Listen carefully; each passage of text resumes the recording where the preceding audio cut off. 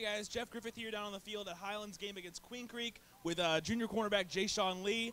Jay-Sean, Queen Creek, Highland, a couple of top 10 teams. What's the excitement been like building up to this Friday night? It's been fun, everybody been focused, practicing hard, and we're just having fun, What kind of momentum do you guys get off of a win like last week coming into a big game like tonight? I don't know. I didn't hear what you said. That's why I didn't hear what you said. Just tell me, I know Queen Creek's got a great passing attack. I mean, their offense is one of the better ones in the state. What do you know about how they use their pretty talented receivers? Well, they use them like various, They use them if they need big plays right now, like big yards. But mostly the run game, Yeah. And some of these receivers on the outside, they've got a height advantage. How important is mechanics, fundamentals, technique when you're playing receivers? You've got a couple inches on you. It's very important, You gotta. Once you use the technique, it's very important to tall receivers, strong receivers, and short guys that can block. All the good stuff. And I know they've got a pretty good tight end. How difficult does a good tight end make it on a defense to kind of protect against the pass? It's very hard. Sometimes when you got a good tight end, you focus on him and you forget about the receivers, and then you just leave them open and things happen. And then just a couple keys for the defense tonight. Stop the run and we should be good. Thanks, Jay-Sean. And now over to Jordan with Tanner Crandall. Thanks, Jeff. Down here on the field with senior wide receiver Tanner Crandall, junior wide receiver, sorry about that, Tanner Crandall. Tanner, a big game tonight against Queen Creek, as Jeff mentioned, with Jay-Sean. They've got some big offensive weapons, or defensive weapons, excuse me. They haven't allowed more than 27 points all year. What does that mean for an offensive unit? I know you guys like to pass a lot. Well, I think this year, mostly, our offense has been pretty good, but the only thing that's setting us back is ourselves. If we cut the penalties and just play our game, I don't think anyone can stop us as long as we play Highland football. Talk about the chemistry that you have with Caleb Herbert. It seems like you guys are right in each other's ears when it comes to play calling, and you're catching passes down the field, short routes, middle routes. Well, as you know, it's Caleb's second year in the offense, and I feel like he's gotten really good with the offense and making reads, and we both are always on the same page and just making plays. Big game tonight, number 3 Queen Creek, number 6 Highland. What would a win for this team mean? It'd be huge to have home field advantage first off in the playoffs, the first 2 games, and it'd just be a big win. And lastly, a couple of things that you guys as an offense need to do tonight to beat this good Bulldogs team. Like I said, just come out, play Highland football. Don't be intimidated by Queen Creek or anyone, and just play our game, and I think we can put up big numbers. All right, Tanner, thank you very much. We're almost ready for Highland football, but first, let's get you ready. Gentlemen, tonight is what high school football is all about. This is why you came to Highland, for games like tonight. You could have chosen to go anywhere, and you chose Highland for nights like tonight. So enjoy it, relish in it, come out 100 miles an hour, hair on fire, high-octane energy and passion. Ready or not, here I come, you can't hide.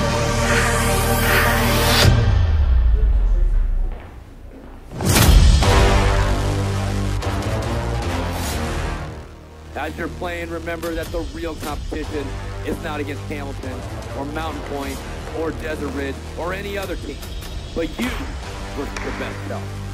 So tonight as you wear the Highland jersey, remember you represent the entire Highland community. You represent your family, the students, the teachers, and everyone else here will see you. So as you compete against you at your best, I am confident that you will be pleased with the results. And you will be the must-see show in Arizona. Now go uphold the Highland standard. Let's go! Ready or not, here I come, you can't hide. Ready or not, here I come, you can't hide. Ready or not, here I come, you can't hide. Ready or not, here I come, you can't hide.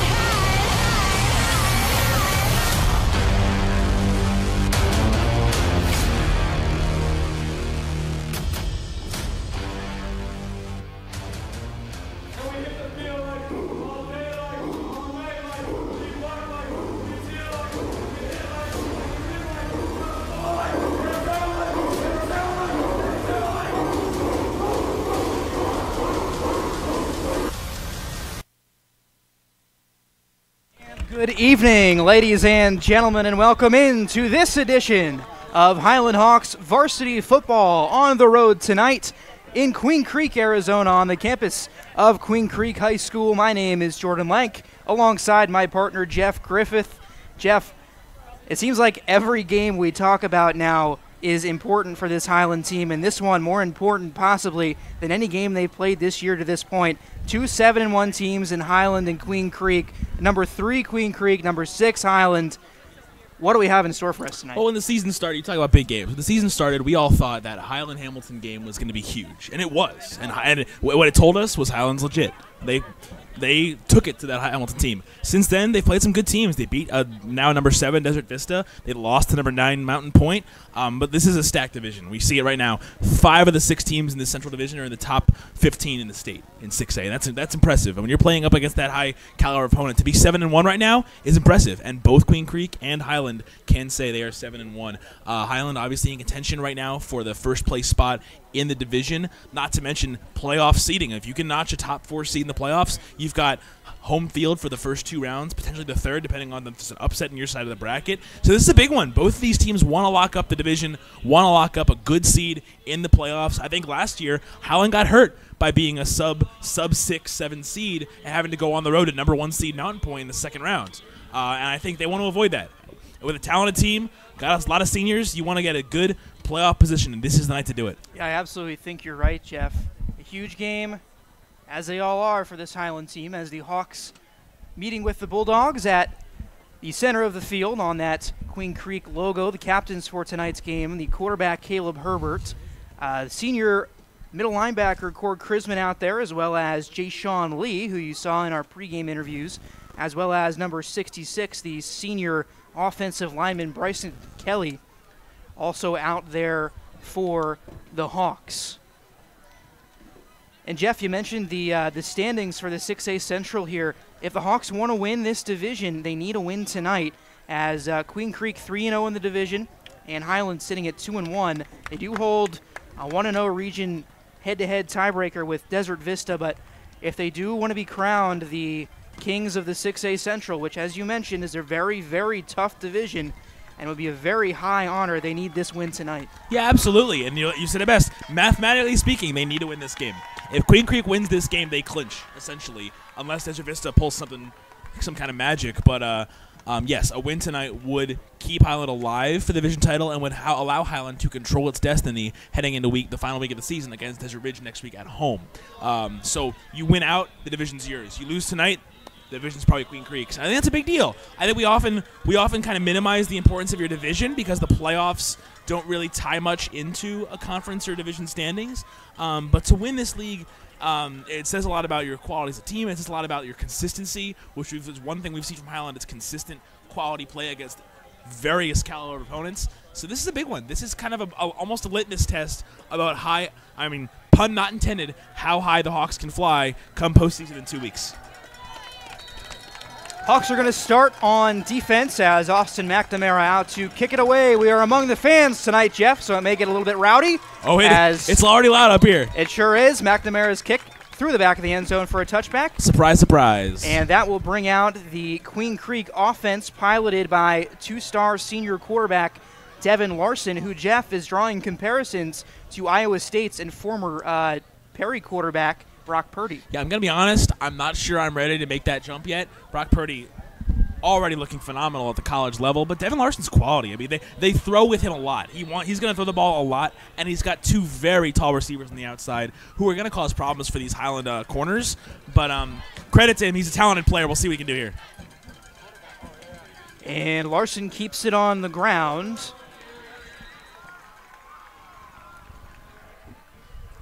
And it's number 8, Dylan Borgia, his first carry of the night. He's their lead rusher, 122 carries for about 618 yards on this season. He's also got 8 touchdowns. As you mentioned, Jeff, a gain of 5. Second down and 5 here from the 25-yard line. Larson setting up in shotgun formation. Larson, a big guy, 6'5", 215 pounds. Takes a snap from shotgun formation, hands off to his back. And the Highland defense stops him in his tracks. Yeah, clearly Queen Creek can tend to go to the ground early. I think in high school you see a lot of teams when so much can happen in a high school football game, you want to control the clock, and a good run attack early can allow you to do that. So I think they're going to try to continue to do this. Go with the middle, see if they have success with it before going over the top of some of those taller receivers. Larson setting up under center this time. A couple men in the backfield and a receiver to his left. And Larson has some time in the pocket, finally gets it away over the middle for a first down, and now did Queen Creek fumble? Highland says they have it, and let's see the ruling. They do! Highland football recovered by number 47, Griffin Nielsen. Not to be that guy, but I definitely think if we had a review, that would be clearly an incomplete pass. But they're going to give Highland the ball. That's an interesting call. It never looked like he had a possession. Credit to Larson, good pocket presence there. But credit to Highland, laying a hit, playing to the whistle, and maybe getting a little lucky. But my dad always said, Jeff, luck is the residue of design. So credit Highland, they've got a big play early. That brings out Caleb Herbert and the ever-elusive Hawks offense. Herbert starting with the hard count, as he often does. In shotgun formation, as the Hawks like to do. Two receivers to the right, one to the left. Little pistol look here from the Hawks. Connor Cullimore in the backfield. They fake it to him, and they pass over the middle to Tanner Crandall, who gets about 9 or 10 yards. We'll see if they give him the first down. Yeah, looks like he's just shy of the first. That's a great way to get started. Slant routes over the middle really give you an idea of how Queen Creek's going to cover the middle of the field, because a lot of times you want to rush your linebackers, but if you can consistently barrage that middle of the field between the hash marks, you make them stay back in coverage, which kind of can open up for your run game. Herbert again, shotgun formation, calls Cullimore in motion, but they go to their other back, Daniel Wood, who dives forward for a gain of about 5. Yeah, a little bit of a triple option look there, kind of a quasi-triple option look. And a good job of making the right read by Herbert, seeing space up the middle for Daniel Wood. Little 5-yard gain there.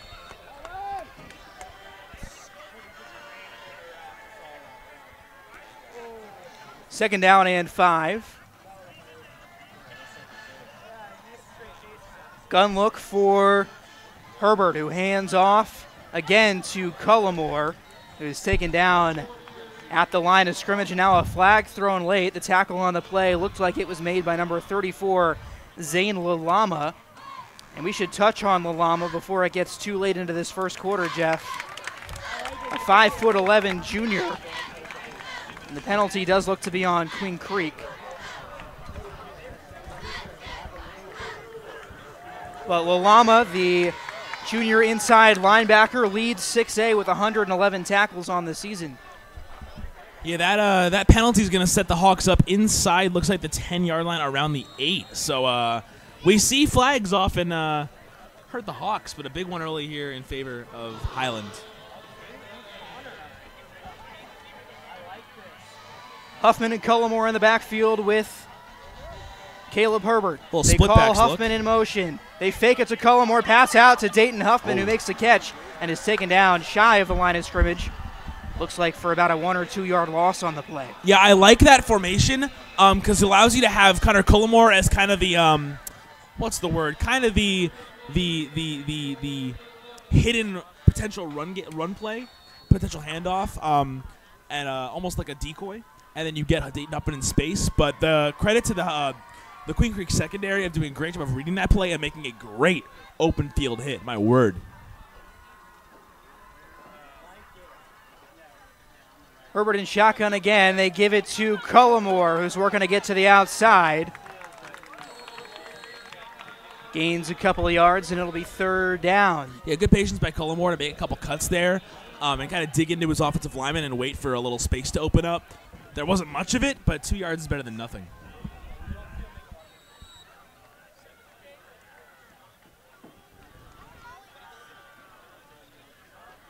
Hawks looking to get into the end zone here. Their first possession of the game. If you're just joining us, they forced a fumble on the first drive for Queen Creek. Herbert shotgun with Cullimore behind him. Two receivers out wide to the left. Cullimore takes it through the line and is tackled short of the goal line by quite a few yards and it brings up 4th down, and we'll see what the Hawks elect to do here. Caleb Herbert currently out on the field, but they are going to call on Austin McNamara and the field goal unit.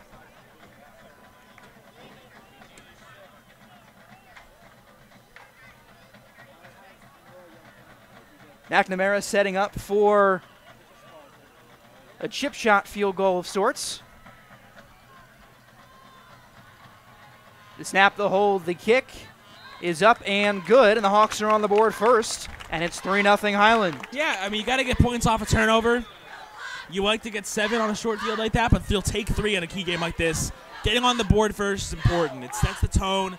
You don't want to play from behind against a team like Queen Creek that we know can score the ball.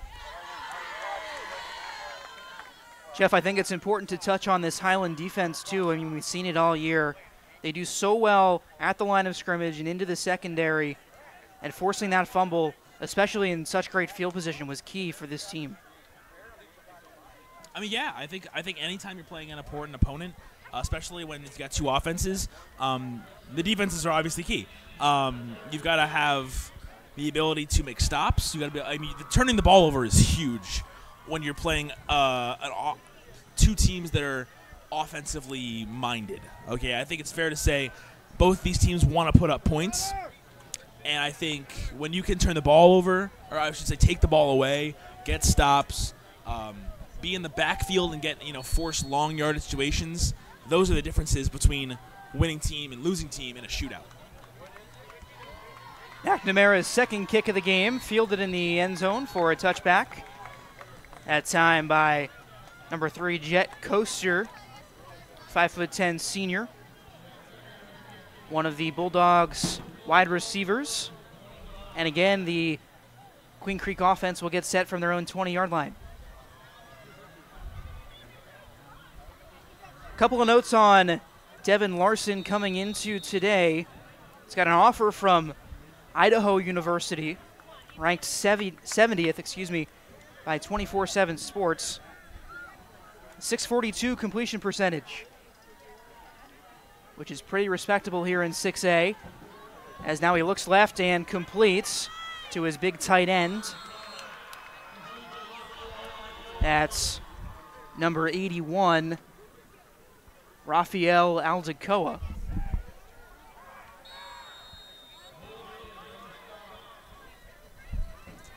Yeah, he's a big guy, 6'3", 220. And to be able to use him over the middle, kind of pull away the linebackers, that's a good way to start using a tight end against this Highland defense for sure. Larson setting up under center. Takes a snap, looks right immediately for a screen, complete. A spin move and tackled by the Highland defense. Number 2, Dayton Huffman on the tackle. Looked like possibly number 4, Alec Prochaska on the reception there for the Bulldogs. Brings up a 2nd down and 7 yards to go according to the scoreboard here at Queen Creek. Larson under center again. Play action looking down the field. He handed it off up the middle. Got me fooled there. Gain of about 6 yards on the play, short of the first down marker. It'll be 3rd and 1. Scratch that, 3rd and much more than 1. 3rd and about 3 or 4. I'm going to call it 3rd and 2.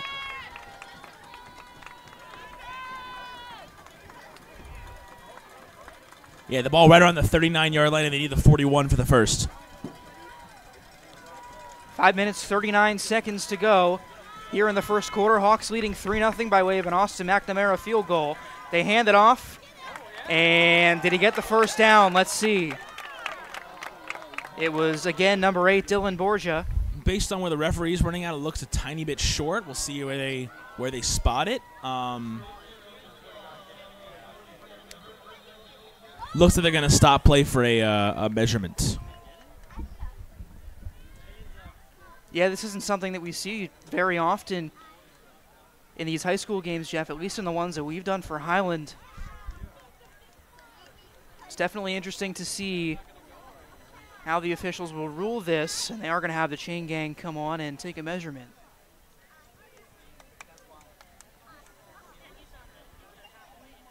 if they have this, if the Bulldogs get the first down here. Which I think they do.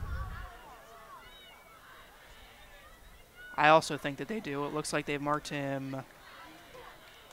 Yeah, they've got They it. have, yep. So first down for the Bulldogs.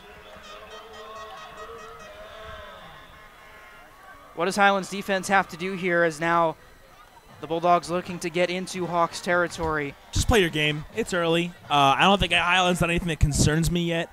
They've given up a couple short plays and a couple of them in a row. If the ball starts really moving, then I'm worried. But for now, just keep playing your game.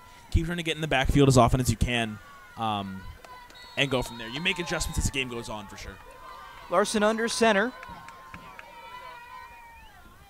Takes a snap, 5-step drop, looking left. Pressured and now has to take off. Cooper Holman in coverage and completes a pass to the far side to number 3, Jet Coster. Good for another Bulldogs first down. Yeah, a little bit of an out route there to the sideline. Good pocket presence again from Larson to step up, move to his right, and find the receiver in space on a timing route. And Jeff, I do want to comment on where we are tonight from the broadcast. Again, as we mentioned, we're in the stands, but we're low in the stands, so you can see the height of these guys. And when you look at Devin Larson, he's just a big dude. Yeah, he standing towers 6'5". over the line for sure. Handoff this time, a flag on the play. That's either going to be offside or holding. Again on the ground for Borgia. We'll see what the penalty flag is.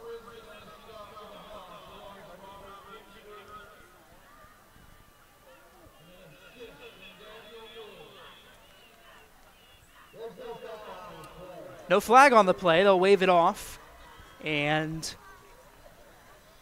it'll end up being a gain of, let's see, 1, 2, 3, about 4 yards. Second down and 6 after the 4-yard rushing attempt by Dylan Borgia.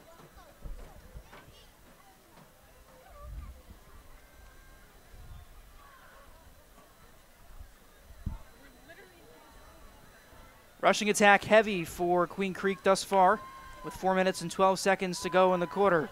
Play action. Larson stepping up over the middle, complete, and a tackle made in the open field by Connor Cullimore, but not before a first down pass. And the Bulldogs move the chains. Yeah, again, seeing Queen Creek able to get the tight end man involved. Aldecoa. Again, it's just so effective when you can use the tight end in space over the middle, because then you open up the outside for these tall receivers.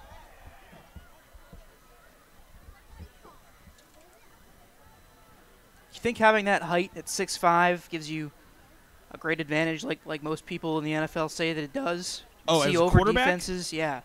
Absolutely. I mean, just be able to see over your freaking offensive line, for goodness sake.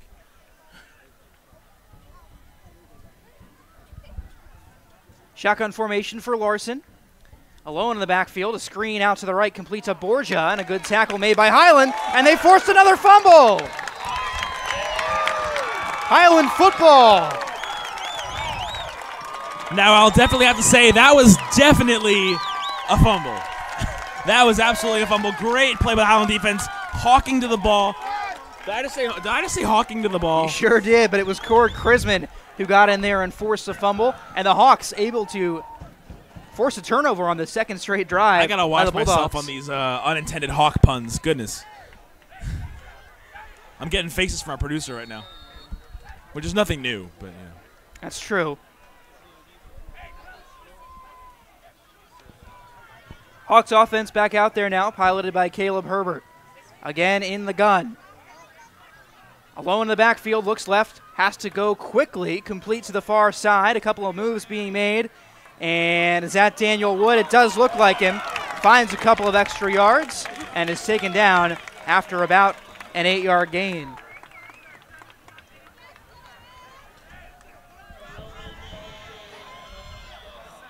Yeah, I like Second that down play and call. about 2. I like that play call to get Daniel Wood in space. He ran for like 30 yards to pick up about, I don't know, 8. But weaving through tacklers. Herbert again in the shotgun.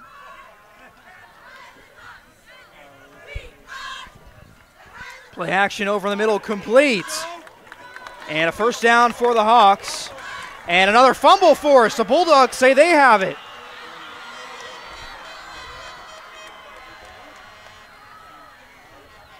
And do they? They do. So 2 plays, and Queen Creek back out on the field with their offense. They only end up losing about 20 yards or so by the time the field was flipped back around. 2 minutes, 43 seconds to go in the first quarter. Highland leading 3-0.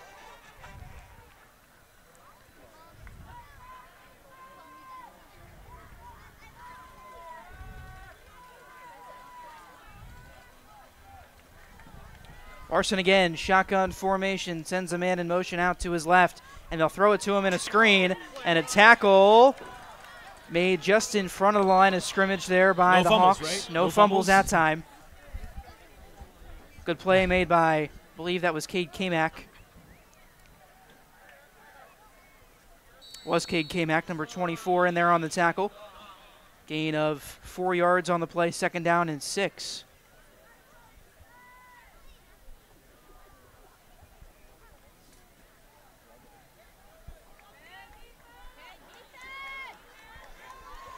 Larson setting up under center, 2 wide receivers to his right, and a running back in the backfield. They fake it to him. Larson looking for the screen, completes, and tackled on the far side by the Hawks.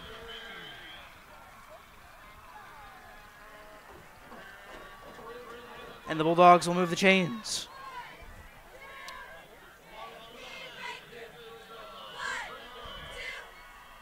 Yeah, I like that play call again. They're using play action very well, especially on a play like that, to fake to the halfback and then get him in space off the right side. It was kind of a quasi screen because they're not blocking for him, but it gets him out in space when you sell that play action and then bootleg out with him.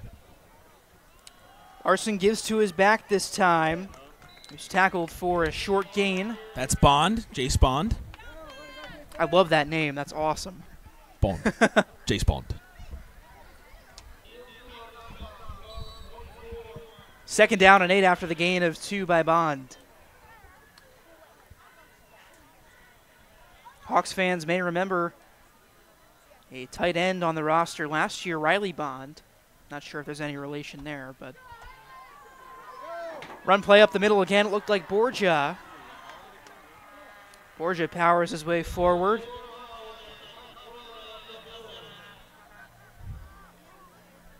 It'll be 3rd down and about 3 yards to go as the clock ticks under a minute to go with 45 seconds left in the first quarter. Highland looking for another defensive stop here. 3-0 in favor of the Hawks after a field goal on the first drive by Highland. Larson under center. They give it to one of the backs, tackled after a gain of about 4 yards. Good for a Bulldogs first down. 25.1 seconds remaining in the first.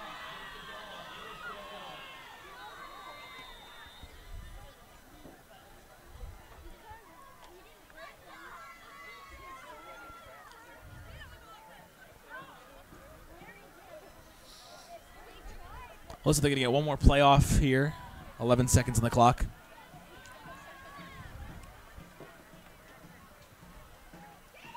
Up the middle, and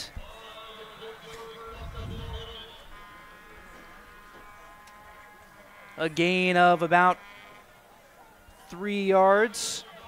Question mark. Kind of hard to tell where the back was stopped. Oh, much more than 3 yards. It'll be 2nd down and short. 3 to go. As that concludes the first quarter of play. So a quick one, Jeff. 22 minutes after kickoff. The first quarter has concluded. A 3-0 lead for Highland. Lots of turnovers. What are your takeaways so far? Fumbles. The ball's slippery. I think, we haven't seen a lot. I really haven't learned a lot from this first quarter. I've learned that both teams turned the ball over I've learned that Highland put up a field goal on a short field. Neither offense, the first time either offense has truly looked impressive to me is this past Queen Creek drive. And if I'm a Highland fan, that's what concerns me. But if you can hold them to 3 here, you're certainly in business going into the latter part of the first half. I think you want to hold them to 3. If you don't, you've got your work cut out for you. But I don't think we learned much from that first quarter. I don't think much happened that says to me, okay, this is going to be a trend for the rest of the game. I think we're going to learn more as these teams kind of feel each other out, kind of like a boxing match, going into the second and then eventually the second half. Well, this is the AIA 6A game of the week, so lots of local coverage here, including the crew from Friday Night Fever on 12 News. As Larson sets up under center as we start the second quarter of play. It's a rush to the outside, and outside goes Connor Cullimore for the tackle on number 20, Jace Bond. Turns into another Bulldogs first down as they move the chains again. And it's 1st and goal. Yeah, this ground attack has been impressive for Queen Creek. They're kind of grinding away at the Highland defense slowly but surely. That's cause for concern, and I think you want to get your linebackers more involved in the box now and try to get some pressure up the middle to kind of combat against that. Yeah, Bond coming into tonight, 42 carries for 434 yards. 6 rushing touchdowns as well. And they give it to him again to the left side this time. Tackled short of the goal line. That'll be 2nd and goal after a gain of 2 or 3 yards. Ball inside the 5.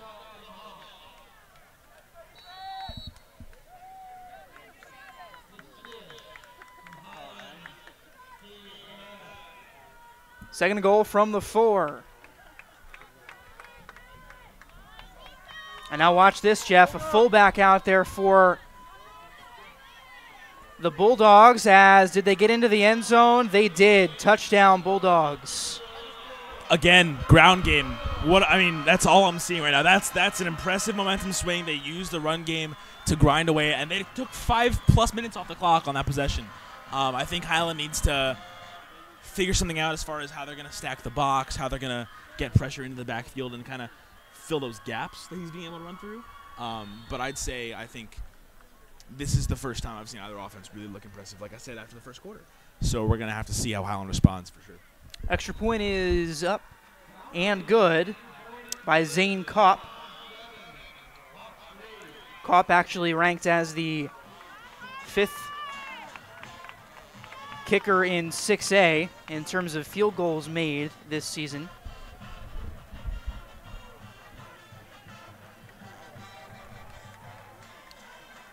But now as Highland about to get the ball back, it is 7-3 in favor of Queen Creek. But Jeff, a beautiful night for football. I mean, we've been accustomed to this hot weather all season long, but there's been a cool breeze through the valley as of late, and it's 77 degrees here in Queen Creek tonight. Beautiful night to be outside and enjoying the lights of Friday night. This is the greatest weather I've experienced in Arizona so far this season. I don't love the heat, but yeah, beautiful. Projected to get back into the 80s this week, but it has been gorgeous. As Highland with the kick return, nicely done by number 17, Tanner Crandall.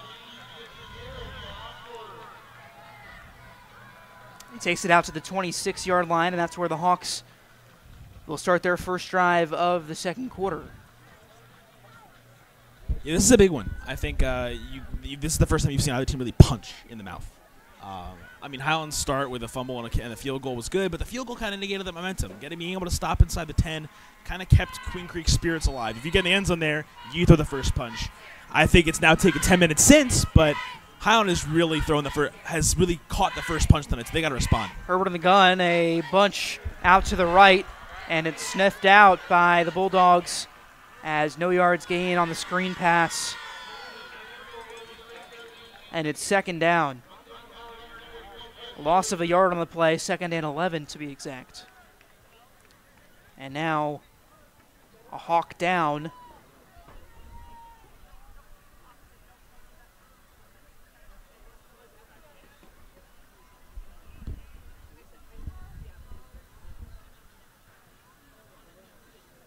Let's see if we can get you who that is over there.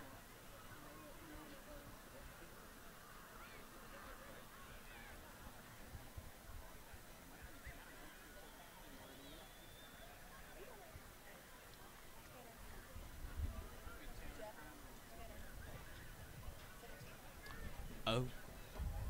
Looks like Tanner Crandall. Yeah, that's what we're hearing down on from the field. Fans here. Wide receiver Tanner Crandall, and if you're a Hawks fan, that's not good to see. Is Crandall one of the main targets for Caleb Herbert?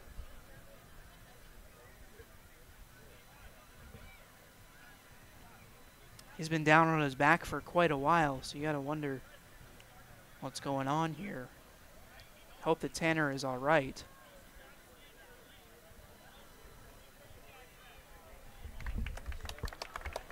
And now he is up on his feet, getting a round of applause from the Highland crowd. Yeah, hopefully for the Hawks he's okay. He's been a big piece of their offensive attack.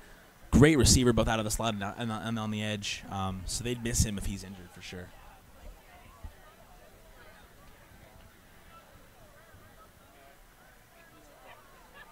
Possibly a lower body injury there, Jeff. He is walking off with a couple of the trainers, but not really any indication of. Yeah, I'd imagine upper body the way he's walking Yeah. off. I mean, he doesn't look to be limping at Now all. that you mention it, it did look like he was limping on the far side, but looks like he's walking okay. Yeah, possibly an upper body, like you said.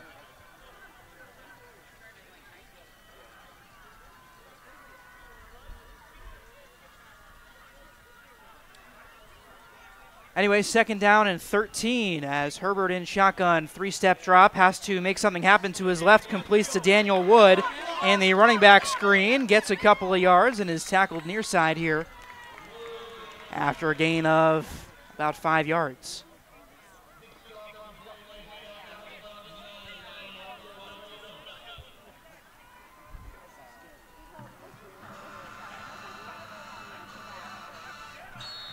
Brings up a big 3rd down, 7 yards to gain for Highland.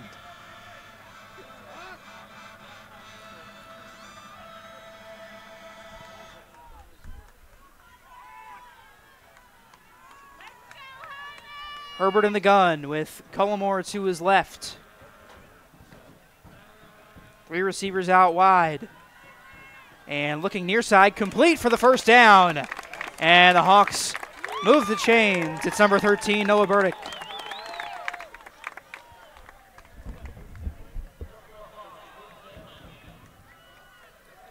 Great find by Caleb Herbert on the near side here to get Burdick.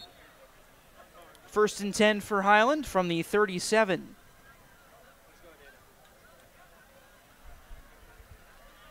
Trips out to the right this time. Looks like Dayton Huffman in the backfield, and they'll give it to him. Gains about 4 yards on the play before being tackled by a barrage of Bulldogs. Probably a gain of 3 now that I see where they're going to mark it. It'll be about 2nd down. We're going to call it a gain of 2, so 2nd and 8.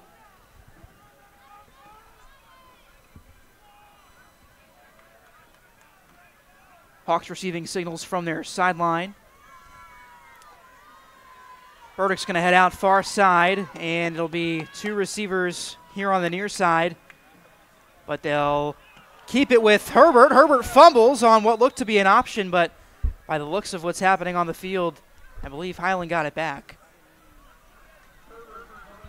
They did. What's up with this football? Not sure. There might be a little bit of Vaseline on it. But it turns into a 3rd down and 9 now for Highland. And for the Hawks, they need some offensive willpower here. Yeah, this is a big one. This is a really big one. 3rd and long.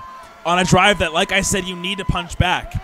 If they don't get this first down, they're looking at a potential situation where you're giving Queen Creek the ball with a chance to grind more clock and go up by 2 scores.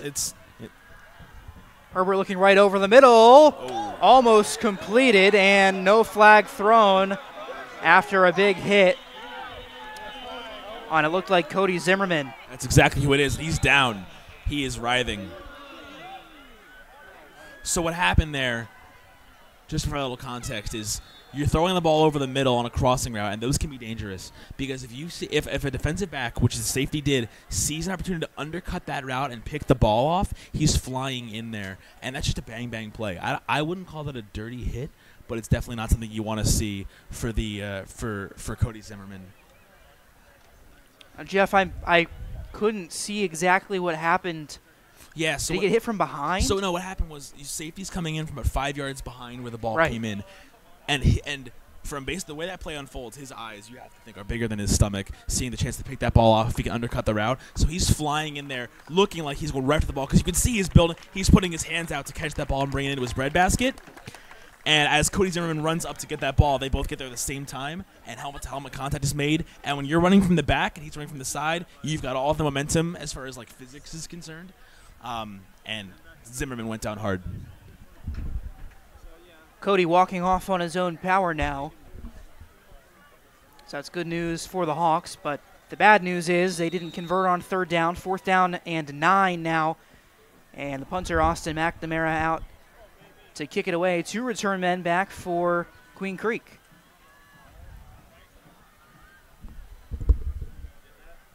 Plenty of time for McNamara. A great punt that will be fielded by Jet Coaster. Coaster reversing field now and tackled on a great play by number 52. That's Logan Willis. Or maybe it's not 52. Regardless, a great tackle by Highland and tough field position to set up for the Bulldogs. That's a big moment to play if you can pin them there, which they did. Because at this point, if you're going to give them the ball back, you might as well give them a long field. Now, what could happen here is Queen Creek has more room to grind more clock and build more momentum if they can put together a long drive here. But the likelihood of that is slimmer with this long field. So Highland's got to get a stand. Definitely. Their only points have been on a 30-yard field on which they gained 20 yards and kicked the field goal. So this is an important stand to get your offense back with some momentum.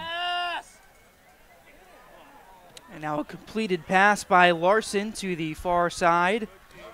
Yeah, great job by Larson. Great job by Larson there to go through his progressions and see you're not open, and pump fake each way, freeze the defensive linemen who are blitzing just long enough to get out to your receiver on the left, and not have a negative play. I mean, I don't think they gained more than a yard, if anything, but that could have very well been a sack if he doesn't go through his progressions.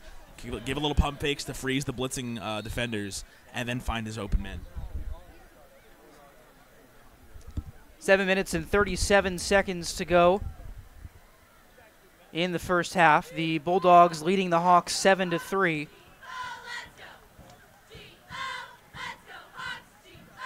Larson under the center and completes near side here to Bond, tackled by Dayton Huffman. Gain of about 6 yards on the play. Brings up 3rd down.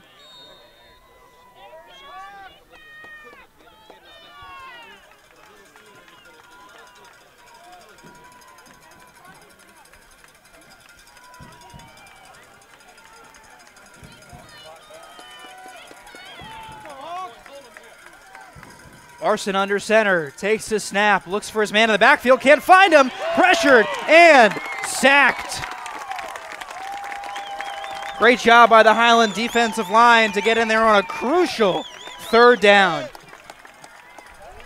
Well, Jordan, that's exactly what they needed. Now you're going to flip the field, win the field position battle now.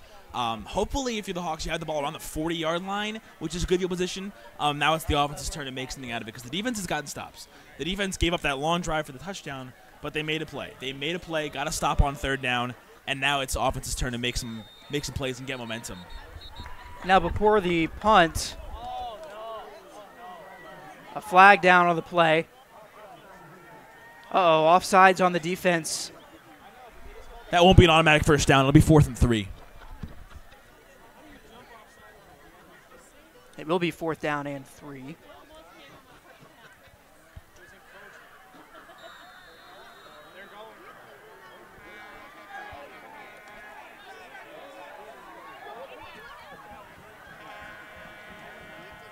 Number 63, Isaac Klontz, was back to punt it away. Klontz, a big dude, 6'1", 273. Also plays tackle. They're going to go for it. They're going to keep the offense out there and Never mind. now call a timeout.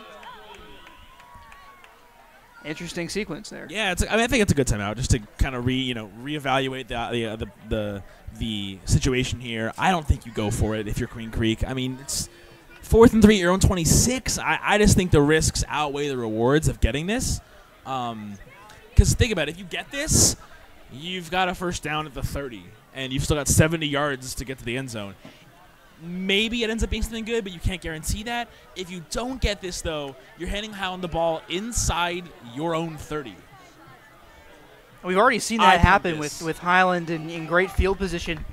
They were able to get down the short field and kick a field goal. Their only points of the night so far. So it'll be interesting to see what Queen Creek elects to do. But, Jeff, I think I'm with you here. I think you have to punt it away, especially with how short the field is if you don't get it. And let's see what they'll do here. It's hard to tell based on the personnel that's coming out. I see Larson.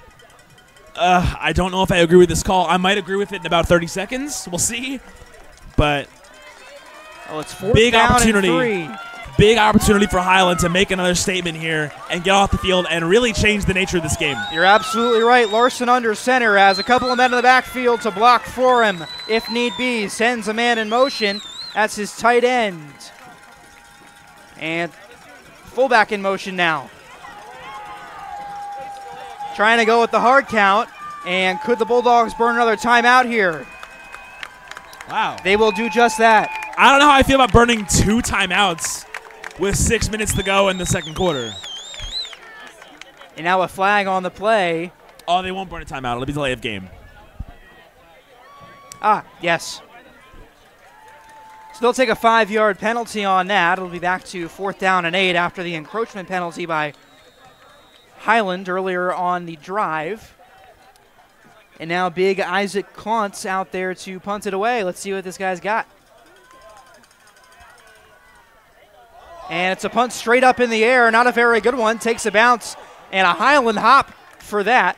And it'll be down in Bulldog territory, shy of the 45-yard line. Yep. Great field position for the Hawks. 6 minutes to go in the half. This is your chance to regain momentum, to make a statement on offense, not be stagnant and lethargic, and get some points. I think you really need a touchdown here if you're Highland, because eventually this Queen Creek offense is going to open up and be able to score, and you need to be able to counter that.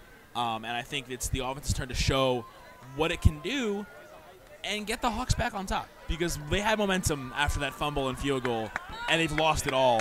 But the defense has given the offense a chance to get it back. Moderately short field here. Herbert, play action for a couple of guys. Looks deep down the field. Has a man. Touchdown! Noah Burdick. What a route. Burdick. Big play. Getting open. He got open on a simple post route off the left side. Got behind the safeties. And a great vision by Caleb Herbert to get that ball over the second line, over the head of the receiver Burdick, and right into his breadbasket. That's the play the Hawks needed, and they got it. 5:53 to go. You've got the lead back. Defense, your turn. McNamara on for the extra point. And it is good. One play, 7 points, 40 yards. And that, as you mentioned, Jeff, just what the doctor ordered for this Highland Hawks team, who had been struggling here in the first half to get on the board. Yeah, I mean, we've seen Highland do it a lot with the big plays. I mean, these receivers, we saw it against Corona, starting early with a throw on the sideline to Burdick. Down the first drive of the game, was that not? To open up the floodgates, get the momentum. So using the explosive play to get your offense rolling. If it works, it's beautiful. If it doesn't, you put yourself in second and long, but I think it's worth the risk late in the first half when your offense has been stagnant. Now 5:53 to go. And the Hawks all of a sudden find themselves with the lead after a big defensive stand, and now a guy out on the field. Well,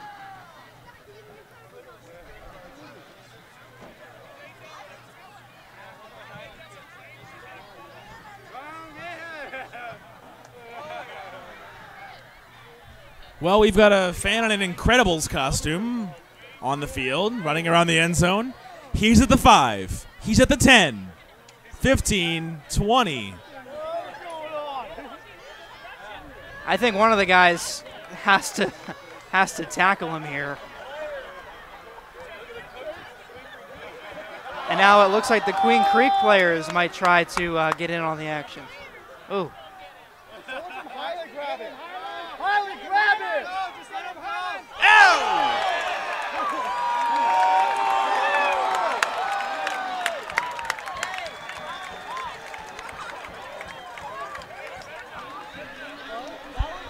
I don't know who that is in that great pull over there, but he was a godsend. He didn't just trip that kid, he kicked his leg.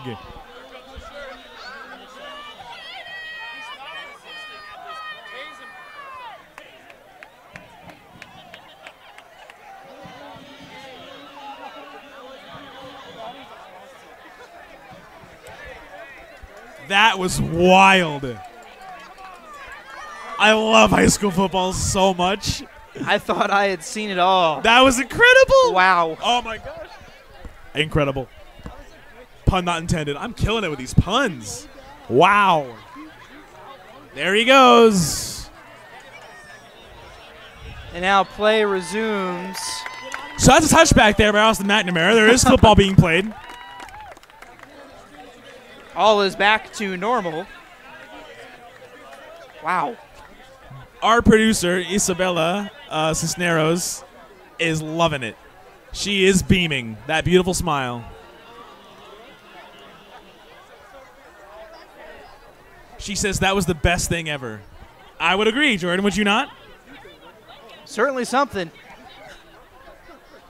I have no words, really. Jordan is speechless. He's just sitting there with his head on his hand, just like, what? Oh, there is football to be played, and Devin Larson is looking over the middle and completes now to the far side, and plenty of yardage to gain for the Bulldogs. Man, he is Good very good under pressure. He is so talented under pressure. He took a hit there and found the man for a first down. That's out of any high school quarterback, that's impressive. And he's done it 4 or 5 times tonight under pressure. I'm very impressed.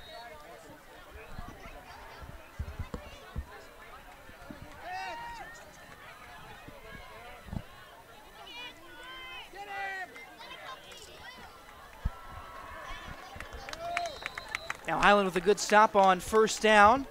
Let's see if the Bulldogs got any yardage on that play on the handoff up the middle.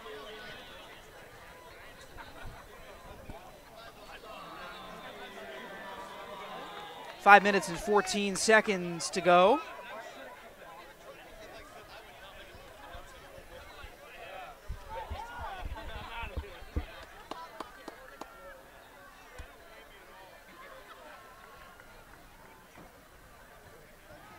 And now Larson under pressure in the pocket, but did he catch that ball? Yes, he did. Wow! Oh my goodness, I thought that ball was falling to the dirt, but Cade Kamak made the play, one-handed interception, diving on the ground.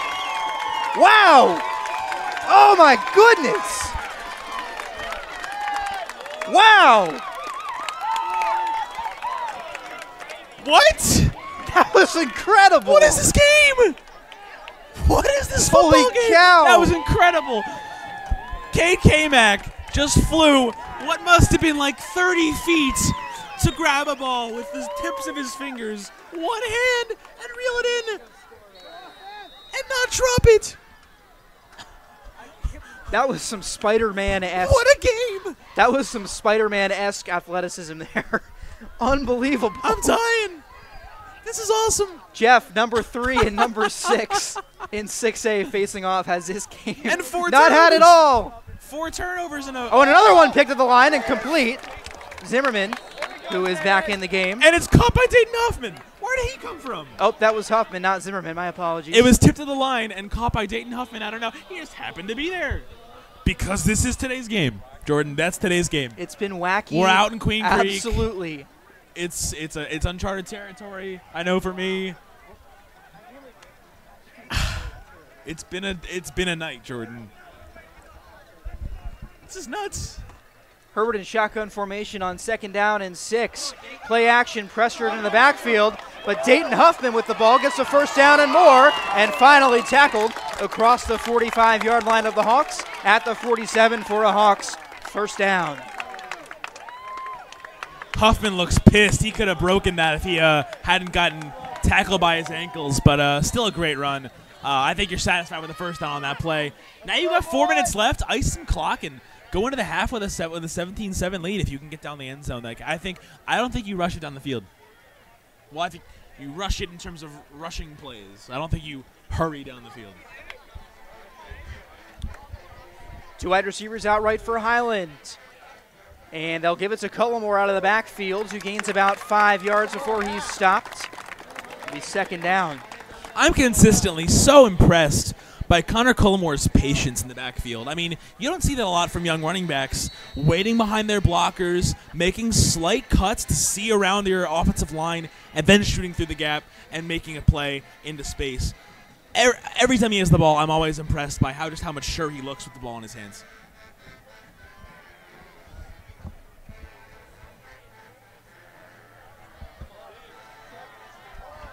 Cullimore always impressive. Herbert in the gun. Play action now rolling to his right. He's got a scramble looking left. Pressured again, makes a man miss. Looking down the field. And he has a man. That's Zimmerman, complete. Wow, what a catch, Cody Zimmerman. Yeah, that was a Johnny Manziel play, a broken play. When you get out to the outside, the ability to get out to the outside of the pocket when it's closing on you, it almost just rebirths the play. It gives you another chance to reassess what's happening downfield. And for Herbert, you could see him. He saw Cody Zimmerman. He points downfield and he calls his shot like the great Bambino. Points to Zimmerman and fires the ball into space. The safety almost got there in time and laid a big hit to knock that ball out. But credit Zimmerman, he held on. Big First play. down for the Hawks from the 21-yard line. They send Cullimore in motion out to the right. Now a flag. Possibly a false start. It is a false start, so a 5-yard penalty on the Hawks will move them back to the 26, 1st and 15.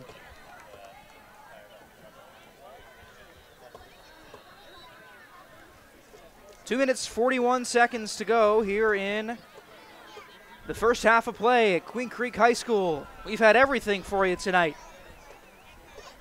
10-7 lead for your Hawks. Herbert from the gun, looking right, and now a little shovel pass to Daniel Wood, and Wood gets a couple of yards. He's still going, and he's down short of the goal line. You know I love watching Daniel Wood run with the football, break his way into space, break tackles, and he got a second effort there that gave Highland a nice little gain. About 8 yards, it looks like, sitting up in 2nd and short. Another piece of impressive running by Daniel Wood for sure. Minute 53 to go in the first half. Highland trying to get into the end zone to make it a 10-point lead. Herbert tries the hard count. Can't get Queen Creek to jump. Looks to the sideline for directions from head coach Brock Farrell. 2 on the play clock. And they hand it off to Cullimore, who's trying to find some space. And he gets into the end zone. Or did he? That is absolutely not a fumble. Let's see. Let's try and sort this out. What happened? Hawks think it was a touchdown, and they're going to say he was down short of the goal line. I think that's the right call.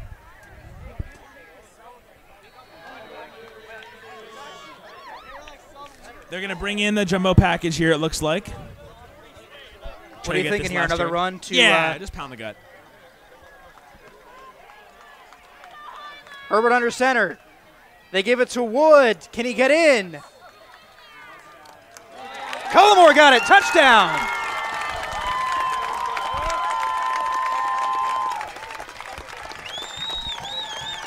With 1 minute and 7 seconds left, Connor Cullimore into the end zone, and the Hawks with a 16-7 lead for now, looking to make it 17-7. Yeah, that's exactly the drive. Jordan, when we spoke at the end of the first quarter, and you asked me what needed to happen, and I said they needed to stop, and they needed to punch back in some way. Queen Creek got that touchdown, and since then, Highland struggled to get the ball moving, punted the ball, big defensive stop, great drive, another forced punt, another great drive, and this second quarter has put Highland completely into the driver's seat, up 17-7 with now a minute to go.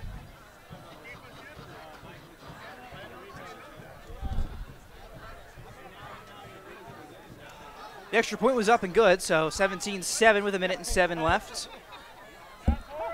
It's a big touchdown for the Hawks.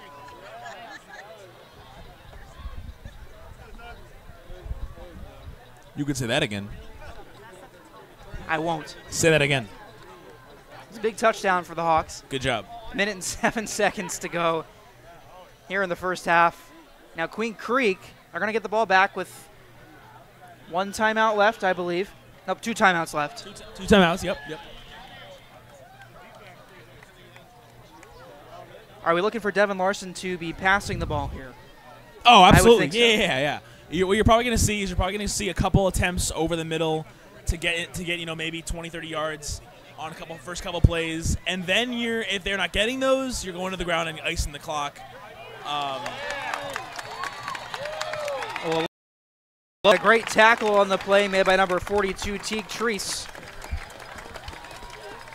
And if the Bulldogs can't do much of anything on offense, looks like we'll be heading into halftime with a 17-7 score with now exactly 1 minute to go. Yeah, you can see a major difference now in the way that just the body language of Highland, the attitude they're playing with. There's so much more swagger out there in this game. They've got momentum, and you need to carry that into the end of the break. You can't give up a late touchdown or even a late field goal with 1 minute to go and lose that momentum. 1st and 10 from the 17. Larson in shotgun formation, 3-step drop, looking to his left over the middle, and complete for a short gain. That's number 3, Jet Coaster. Coaster last week, 1 reception for 15 yards. He's been much more active this week. Larson under center now with just under 40 seconds to go. Looking to his right, complete. And Dayton Huffman on the tackle this time, near side. I think the clock's going to stop for a first down, briefly. 31 seconds to go.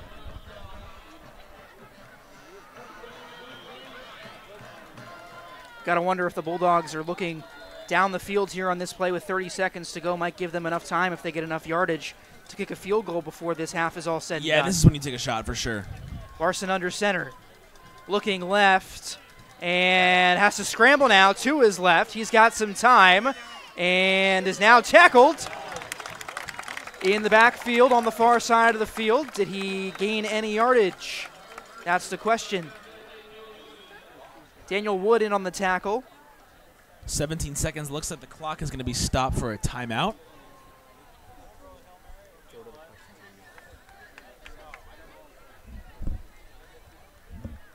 Yeah, Jeff, I think you're right.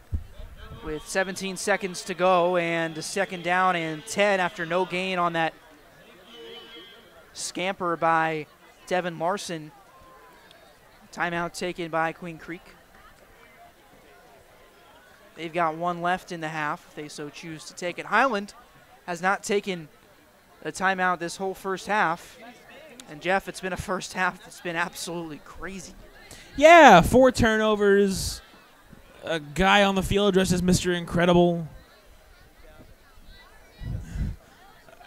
An incredible interception by Great KK football, Mack. just great football. Oh, football too. Yeah, football too. Great weather. All it's missing is a great band performance at halftime. Larson shotgun formation again, looking to his right, and incomplete. I think Jet Coaster, nope, scratch that. That was Bond, Jace Bond. Jace Bond. Who dove and tried to make that play. It was incomplete, 13.5 seconds to go. 3rd down and 11. Yeah, a little bit of a miscommunication there on a timing route.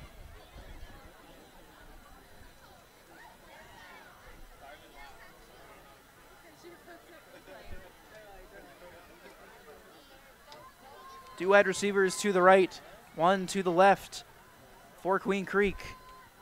And they'll go to their back. Looks like Bond. Make that Dylan Borgia. And another timeout by Queen Creek with exactly 5 seconds to go in the first half. It's actually timeout by Highland, and I like that call. When a team is running out the clock at the end of the half, calling a timeout late gives your team more time to breathe and more time to rest. It almost adds an extra minute or two to halftime. I like that call. Well, if you're just joining us, 17-7 in favor of the Hawks. After some great football so far, it's been wild. But the story so far has been the way that the Highland offense has been able to bounce back from a slow start, take a 10-point lead, or what looks to be a 10-point lead here into the half, barring something unusual by the Bulldogs.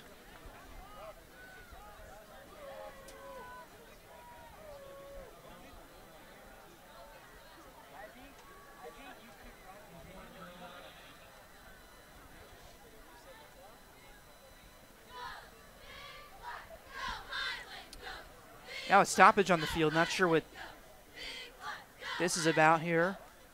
Possibly a clock issue? I'm not sure. I mean, I have no idea what's going on, honestly. I think they're just going to put this ball away and in the half.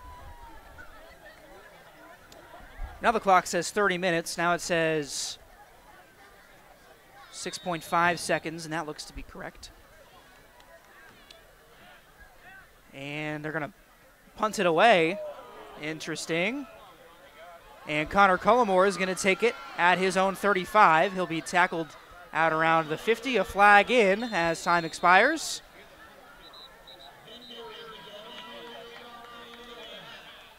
Now, will that penalty flag extend halftime, or extend the first half, excuse me? Well, they are going to bring the players who are jogging towards the locker room for Queen Creek back.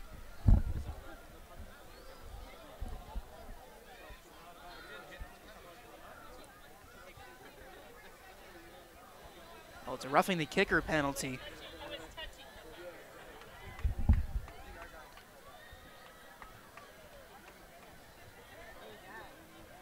Jeff, just when we thought all was academic here in the first half,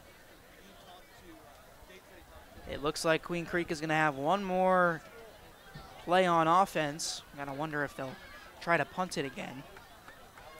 Well, I think it'll be first down. Well, the chains haven't moved yet. Let's see.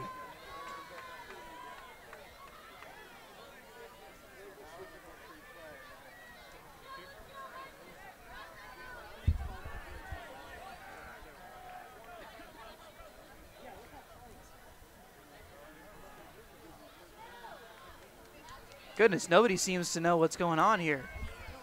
Because now they're jogging everybody out to the other side of the field. Goodness. Okay, so it'll be 1st and 10 from the Bulldogs' 46-yard line with no time left on the clock, but they'll run one more play. Try to get into the end zone before halftime. Larson in the shotgun. 3-step drop, looking to his right, complete to Coaster, who's going to have to find some space. Does, but is tackled from behind. A big hit by Cooper Holman, and that will do it, finally, for the first half. Yeah, a wild first half comes to an end in a kind of wild way, and nice hit by Cooper Holman to wrap it up, but saw a lot from Highland in that second quarter, and that's going to be the story tonight if they can hold on, is the way they were able to flip this game in the second. And before we start with our halftime report, we are going to send it to our special questions video.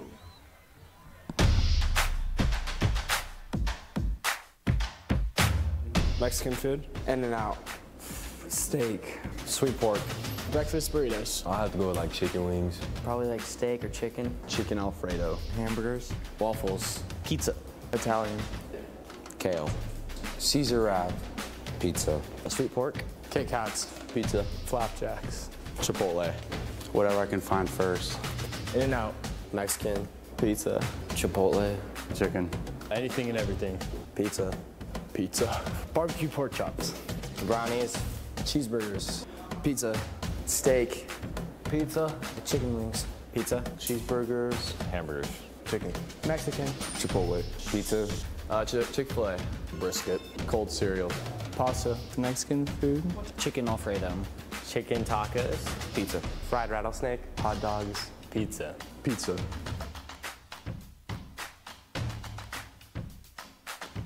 My favorite sports movie is Little Giants. The Blind Side. Talladega Nights. Probably Remember the Titans.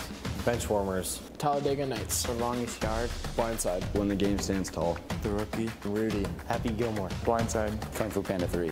Little Giants. Remember the Titans. Blindside. The Longest Yard. The Waterboy. Remember the Titans. Happy Gilmore. Benchwarmers. The Benchwarmers. Remember the Titans. Remember the Titans. Blindside. The Blind Side. Rudy. Remember the Titans. Happy Gilmore. When the Game Stands Tall. The Longest Yard. Remember the Titans. Gridiron Game. Friday Night Lights. Remember the Titans. Probably The Longest Yard. Remember the Titans. Remember the Titans. Waterboy. Remember the Titans. The Blindside. Talladega Nights. Remember the Titans. The Waterboy. Remember the Titans. Rudy. The Blind Side. Waterboy. Longest Yard. Remember the Titans. Remember the Titans. Remember the Titans. Miracle. The Longest Yard. Newport Beach. Lake Powell. The 250, baby. Antarctica. Lake Powell. The Bahamas. Mill Ave. Newport Beach, California. San Francisco. New York City. Hawaii. San Diego. Hawaii. Cedar Point. Mesa, Arizona. Mexico. Lake Powell. Newport Beach, California. Nebraska. Lake Powell. The Morena Trench. The 504, the Boo, baby, the hometown. Hawaii. Hawaii. Pine Top, Mexico. New York City. Home. Mexico. Puerto Penasco. Hawaii. Newport Beach. New York City. Oahu in Hawaii. Carlsbad, California. San Diego, California. Bora Bora. Hawaii. Costa Rica. Hawaii. California. California. California. California. California. California. California. California. California. California. California. California. California. California. California. California.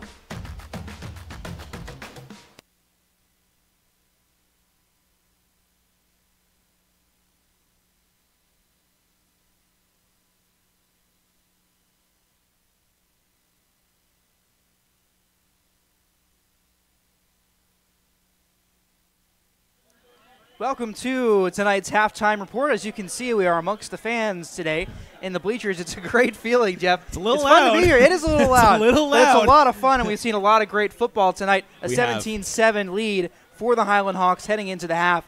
And that surge that they put on in the end of the second quarter was really, I think, what sets this game apart so far. Yeah, because when you entered the first quarter, we saw a Highland team that looked a little lethargic on offense, that was struggling to get stops on defense, and that carried over into the second as Queen Creek kind of puts together that one long drive that got them on the board up 7-3. And then from there, you saw new life. You saw Highland get a stop on defense. You saw Highland get another stop on defense. Right. And then you see Highland offense finally waking up like we know they can, puts together a long drive, get in the end zone on a big play that touched on Noah Burdick. And then get the ball back again, do the same thing, grinding clock, taking away all the momentum to the point now where Highland's in control of this game. And a game that, if they can win this game, they're in control of their own destiny in the Central Division. Absolutely. The number 3 team in Queen Creek coming into tonight. Highland ranked number 6. And 5 teams in this 6A Central Division, as we mentioned at the top of the show, Jeff, ranked above 15 in the state. And just so you know, the top 16 teams get into the playoffs. So it's definitely a very competitive division. And the Hawks have been, speaking of competitiveness, very competitive tonight on defense, forcing turnover after turnover, and especially that great pick by Cade Kamak. It happened right in front of our eyes here. Well, turnovers have been part of what's made this game so wild. I mean, aside from a fan running on the field. Right. But we've seen a couple fumbles. We've seen a couple of plays where, balls get picked off. We saw Cade Kamak make a miraculous catch. It was incredible. In space off of a tip pass. my mouth was on the my jaw was on the floor. I can attest to that, play. folks. That was an absolutely incredible pick. His mouth But was hanging that was wide open. That was the highlight of the game for me. Well, that and the great tackle made on the sideline by one of Highland's assistant coaches when the fan ran off the field. Great play made there to trip him and get him down for the authorities to go take him off the field. But all in all, it's been kind of fun. Yes, it's been a wacky night, and we're ready for some second half football. Are you guys ready for some second half football? You ready for some second half football? All right, we'll be back after halftime. See you soon.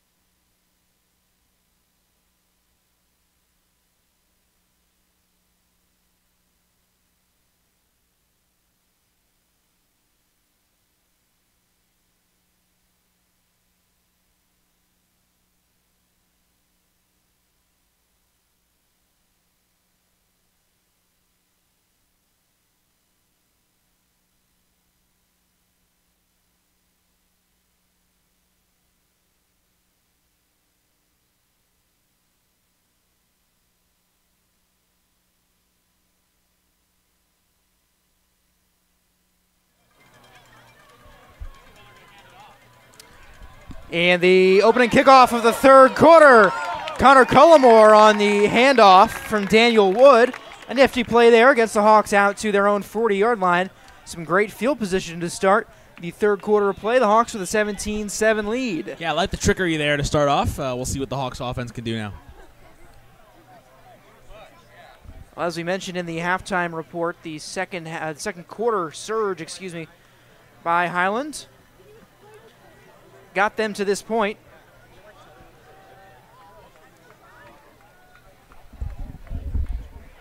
.52 on the clock as the third quarter has just gotten underway. Caleb Herbert setting up in the shotgun. A couple of receivers out to his right. Looks like Cody Zimmerman here on the near side.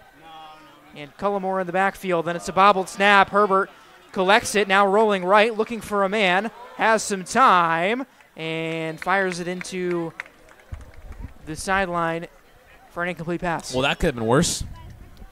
I think I want to see how Caleb Herbert responds after that play. I mean, you're going to be a little rattled after fumbling the snap on the first play of the half, after coming out of a break. You've got to keep that momentum, though. You've got to stay calm.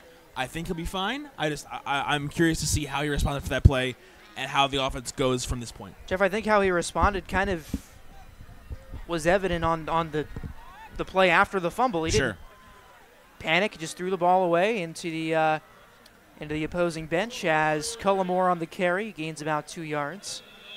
And I think that's a big thing about Caleb Herbert, his composure in all facets of the game. He's good under pressure, good in the pocket, and even when things go wrong, it seems like Caleb Herbert's got a steady mind and understands what he needs to do to really captain this team. You're absolutely right, and that's the one thing you'd expect out of a senior quarterback, and it's been a key all season.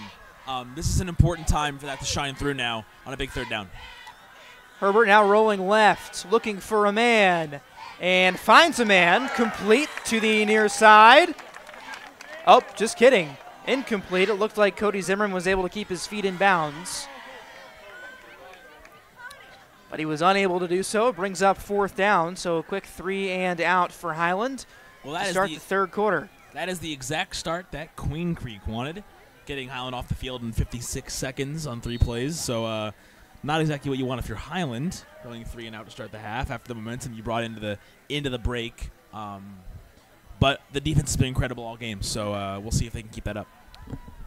Austin McNamara, the number 2 ranked punter in the country, out to kick it to the Bulldogs.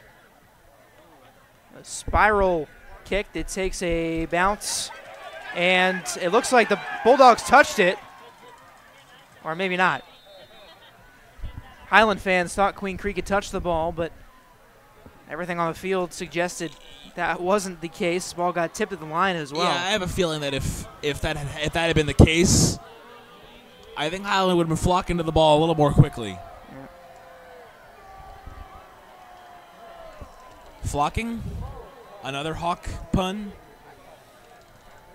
Jeff, unintentional you're too good tonight. again? You're too good tonight, I man. swear I'm not trying.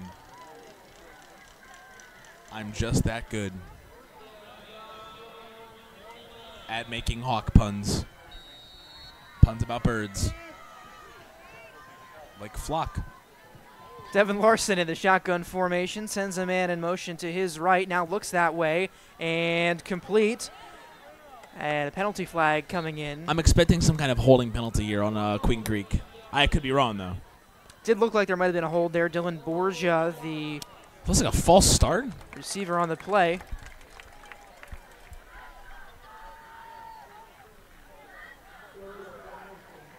Illegal formation against Queen Creek. All right, so that's a 5-yard penalty. That'll back Queen Creek up 5 yards. 1st and 15. At the 24.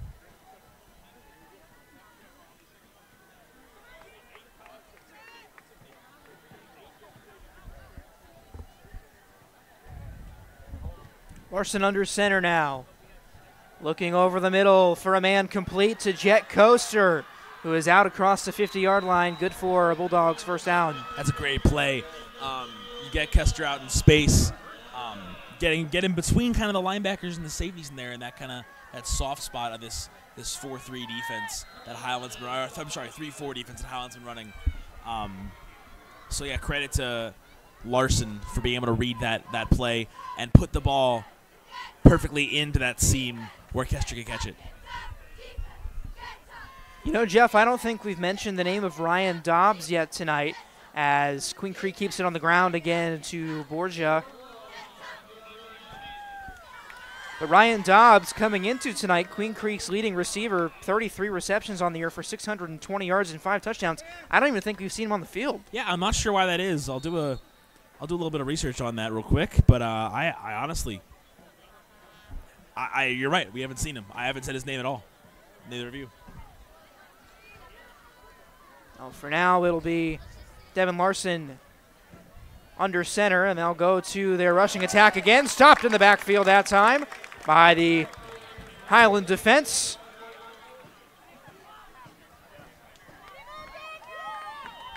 Big third down here for the Highland defense. Jeff, I think you're exactly right. Third down and long for Queen Creek. Third down and 8 to be exact. And Queen Creek on the precipice of being kind of in scoring range. I mean, if you get a first down here, you're in business. You're right on the money of getting in the end zone and making this a one-score game. Larson, the 2-star quarterback in shotgun formation, sends Borgia in motion out to his right. And now a 3-step drop, looks that way, and now over the middle, complete to his tight end, and a big stop there by Connor Cullimore. That was caught by Jace Bond, and Cullimore came right in. He saw it the whole way. He really did a good job of reading the quarterback's eyes. He went through his progressions, seeing him set on a receiver and throw it, and being there for that big tackle to force the punt now from the 45-yard line. We'll see the big punter, Isaac Klontz, again. If you weren't with us in the first half, Klontz 6'1", 273. That's incredible. That is incredible. A senior kicker, punter, and also listed as a tackle. And he's got a leg on him as the punt bounces. It takes a Highland bounce inside the 20-yard line, between the 20 and 25-yard lines, it looks like. And that's where the Hawks will start at about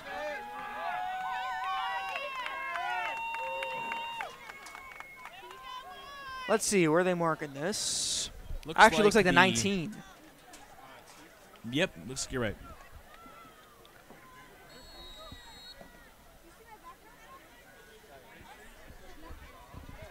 Well, ladies and gentlemen, we appreciate you tuning in tonight. A beautiful night for football here in Queen Creek, Arizona, as your Hawks lead the Queen Creek Bulldogs 17-7. On the ground for the Hawks, finding some space, is Cullimore. Check that, that's Daniel Wood. And it's a Hawks first down as the hard running of Wood.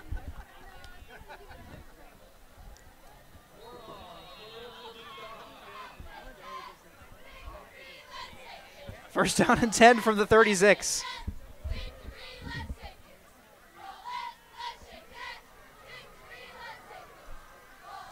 Herbert in shotgun formation, and now, wow, a great hard count by the Hawks. Got Queen Creek to jump off sides.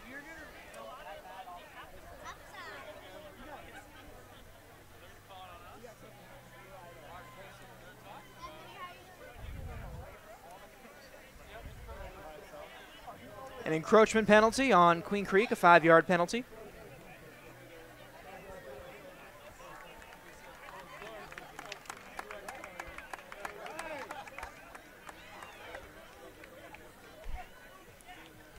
Makes it first down and 5 from the 41-yard line.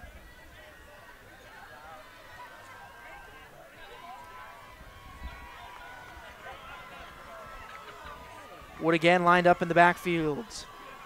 Sends him out to the left as Herbert, looking for him near side, incomplete. I think Wood might have heard the footsteps there. That's number 21, the safety. That's Danny Marshall for Queen Creek, kind of lurking, flying in from the safety position in the back, in from behind Daniel Wood. I think he might have heard his footsteps there.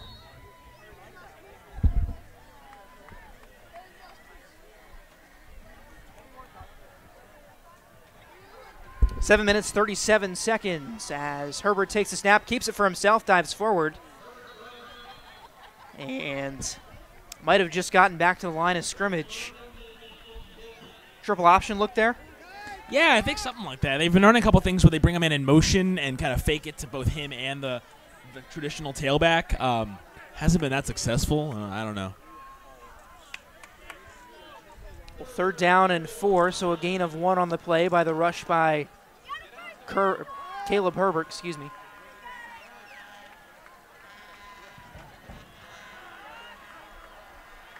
Two receivers near side for the Hawks, one to the far side.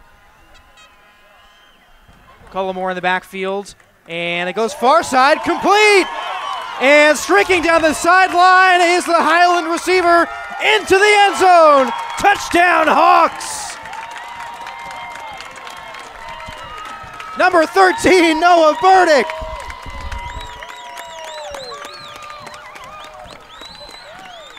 That's a great play by Noah Burdick to get into space. He made a catch on a shorter crossing route there, made a man miss, and saw that there's a safety coming from the middle of the field, but there's space towards the sideline, and he used that room off the right side to get around and into the end zone. That's good awareness of where you are on the field by Burdick. Burdick also the holder on the extra point, which is up and good. And it's a 24-7 lead for your Highland Hawks. And how about this, Jeff? The most points Queen Creek has allowed all season is 27. The Hawks have 24 here with 6 minutes and 45 seconds to go in the 3rd quarter. I think equally impressive, 2 things. Those 24 points have almost entirely been scored outside of the 1st quarter. Secondly, those 7 points that Queen Creek has is very close to a season best for Highland at this point. I don't know how much longer that single-digit number will hold, but it's impressive to say the least for a Queen Creek team that puts up a lot of points. Queen Creek has put up 39, 45, 29, 55, 53, 30, 61. And they have 7 right now. Season low. By far. Well, their only loss of the season thus far was to Chandler, and that was they're pretty good. At Chandler High. They are pretty good. That was a 49-21 loss. Highland making a case for the most difficult game of the year for Queen Creek thus far. McNamara's kick through the back of the end zone. Did that go through the uprights? No? Oh, looked like it went through. Fell about 10 feet short. Oh, I've been waiting for one of those all year. I've been waiting for that since the moment I heard that Highland had a good kicker. I don't know why. I just always wanted to see that. Always wanted to see that in football. And it never happens. And it sucks. I want that so badly. I mean, this game's had quite enough. That would only be Jeff, fitting. what more could you ask? That would only be fitting, right? It's almost Halloween. Things are getting spooky. Spooky. What's your Halloween costume going to be, Jordan? That's a great question, but Devin Larson over in the middle, complete to his tight end, number 81, Rafael Aldecoa. Good for a Bulldogs first down. That's a great play. I love the way they're using their tight ends over the middle. In regards to my Halloween costume, I don't know, Jeff. You're already scared to look at it as it is. So this is true. I kid. I love this guy. I'm not sure. Maybe we'll get one of those big taco costumes. Oh, my goodness. Do that. Larson looking left and incomplete, almost intercepted on the play. The coverage by Jay-Sean Lee. Griffin Nielsen also in the area. I think, again, some miscommunication there. The timing of these routes has not been what you'd expect from the number 3 team in 6A. They've been a little behind. There's been a little bit of a disconnect between quarterback and receivers at times, not all the time. And I think that's played a role in the passing game. Also, if you're curious, I'll be dressing up as Andy Bernard from The Office. That suits you so well. Yes, it does. Rid-it-dit-do. Larson far side, complete, and now some space to run for the Queen Creek receiver. Looks like number 20, Bond, who gets out to the Highland 40-yard line for Queen Creek first down. Well, that is the reason you run bubble screens. That's the reason you run a bubble screen like that. It's not to get 3 yards like we always see it happen. It's to get a fast electric player in space behind blockers and let him work his magic. We see it a lot with players like N'Keal Harry at Arizona State who can work in space and use their blockers. And Jay Spahn just did a great job of doing that and utilizing the bubble screen as you should in an offense. Yeah, Jay Spahn, a small guy, 5'9", 165 pounds, but he really is a complimentary running back and wide receiver for this offensive core. Larson near side, complete. A nice tackle made by Dayton Huffman. Again, that was Bond on the catch. More on Bond coming into today in terms of receiving. 18 receptions for 221 yards and a touchdown. He's been active tonight as well. Last week against Desert Ridge, 2 receptions, 50 yards, and a touchdown in that game. Check that, 2 touchdowns, 1 on the ground and 1 through the air. Devin Larson under center.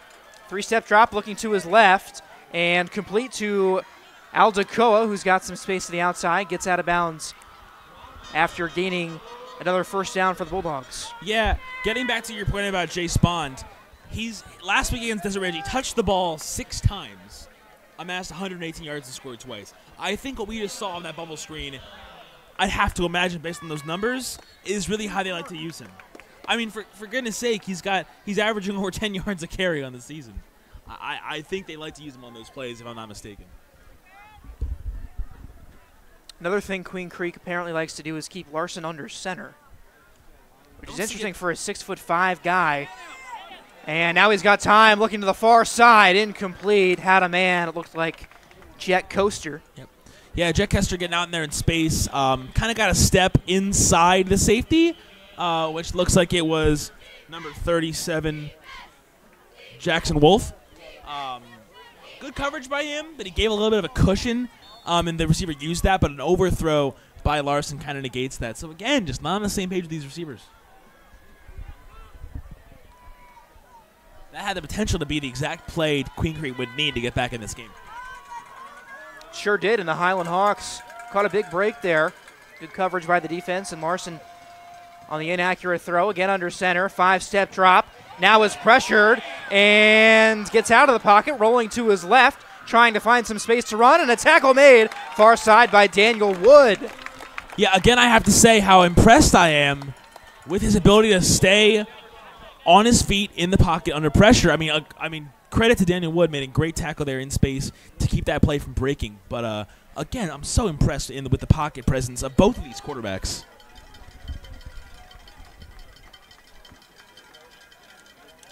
Jeff, I know we mentioned it already in the first half, but the 6'5" Larson, it really does tower over everybody, and you can see it in his pocket presence. He knows what he's got. It's true. You're exactly right. I have nothing else to add to that. You're totally spot on.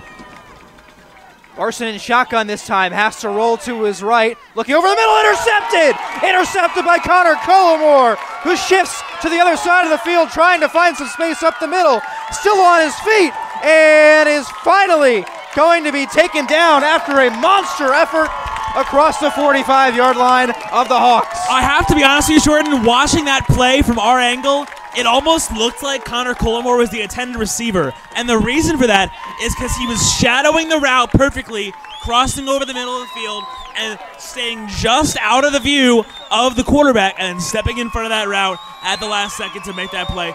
Very impressive. And now the Hawks have the ball back at their own 46-yard line, again with the potential to get on the board.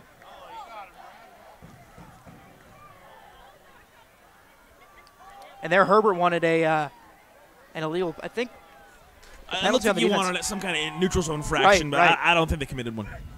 Play action now over the middle, complete. And a first down again for the Hawks. And that's what it looks like when a quarterback and his receivers are on the same page. That's the kind of timing that wins you football games. It's such an underrated aspect of the sport, being able to have timing on those short, quick routes, both on like cutbacks, slants over the middle, to be able to make plays like that and pick up 8, 9, 10 yards. We've seen it all season between Caleb Herbert and Tanner Crandall. They have this connection. Seems like he and Noah Burdick also Absolutely.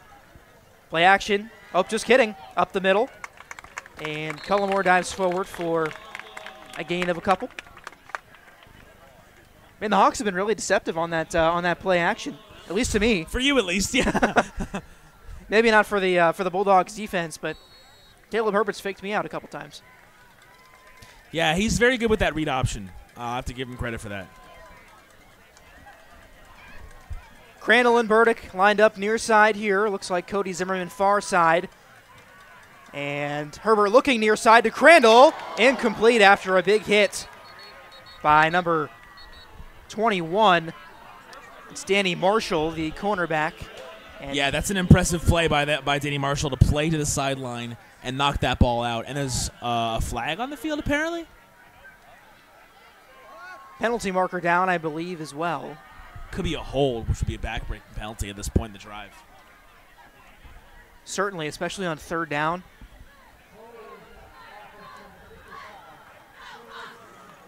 It's going to stay second down. It is a holding penalty, but it'll be second and, I think, 16.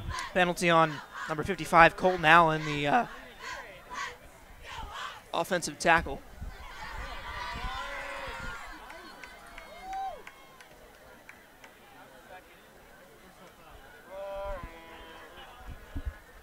Two minutes, 51 seconds remaining in the third quarter. Highland leading 24-7, but now they are backed way up all the way to, well, where this drive started, their own 46-yard line. Right where it started. Second down and long. Highland having some personnel issues on the field. As finally now they are getting set and ready to go. 4 wide receivers in this set, 2 to each side. Max Davison at running back. Herbert in the gun. 3-step drop, has some time, looks deep down the field. Far side, Zimmerman incomplete. Zimmerman had space, man. That could have been a special play. He's already hit one to Crandall, and he's already hit one to Burdick. Caleb Herbert spreading the sugar. Yep. Spread the sugar.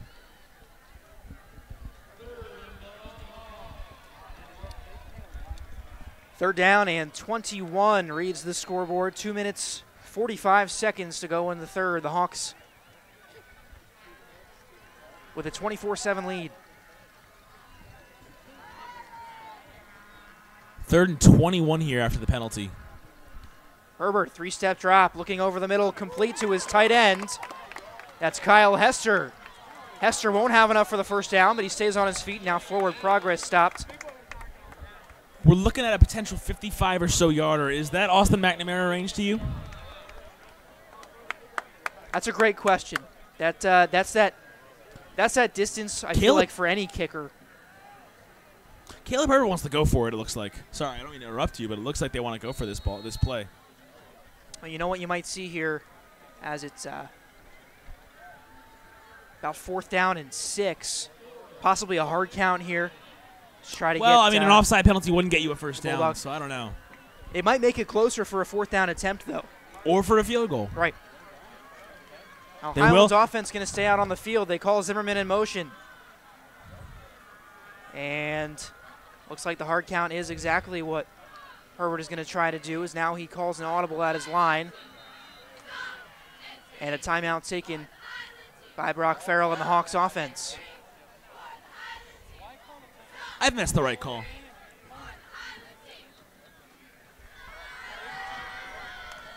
Back to the point you were making about Austin McNamara, Jeff, this is the distance for any kicker, I feel like, at any level, where it's kind of wishy-washy if you want to send him out there. And we know that Austin McNamara has a special leg. We know that he's really good. He's actually 3rd in the state in terms of field goals made this year with 8. He's made 8 out of 12, I believe. And we will see him come out onto the field. You got to wonder whether it's going to be a punt or a field goal. Cooper Holman's out there. He's the primary protector. I think it's a punt. It looks like a punt, so. Could it be a fake punt? It could be a fake punt. I doubt it on 4th and 6. Yeah, so do I.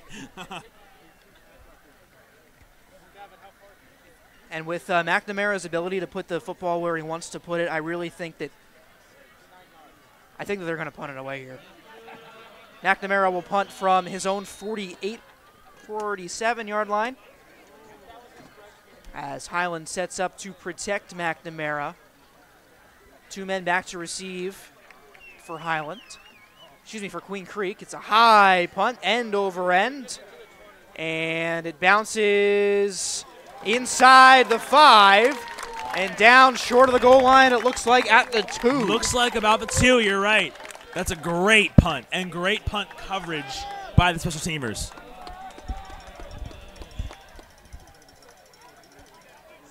So it'll be a long 95-plus yards to go for the Queen Creek offense, piloted by 2-star quarterback Devin Larson. Ranked number 70 in terms of Arizona high school football prospects in the 2019 class by 24/7 Sports. Quarterback has an offer from Idaho University. Maybe it's University of Idaho. I'm not sure which one it is. Well, either way, I do know Idaho just dropped from FBS to FCS from the Independence from the Independence category. The Vandals have put in an offer on Larson on first down, no gain for Queen Creek. It brings up second down. Yeah, I know Larson's his recruiting profile mentions an interest from Maryland, which is a Power 5 program. Probably preferred walk-on more than anything else, but we'll check that on that last play. A 3-yard gain by Queen Creek brings up second down and 7 as now we're under a minute to go in the third quarter. Larson under center as the defensive line is moving for Highland. Takes a snap, play action, looking left. And safety! They got into the backfield. And we'll wait for a call, but it definitely looks like a safety. No call yet.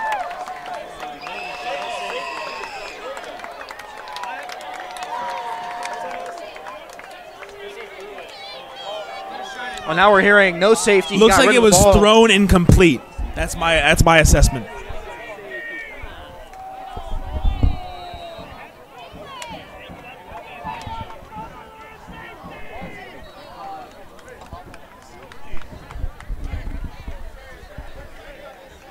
Yeah, I think it was. I think he might have gotten the ball away as a pass at the end of that play, so it's going to be ruled incomplete. Third down.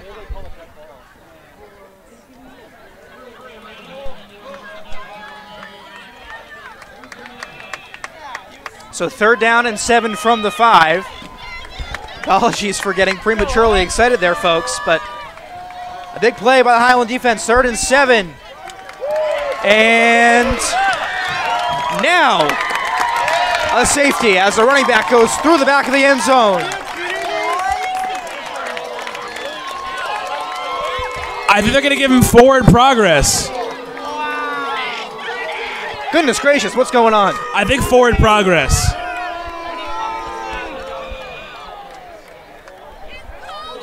I'll tell you what, though. Highland's going to be coming after this punt. Absolutely.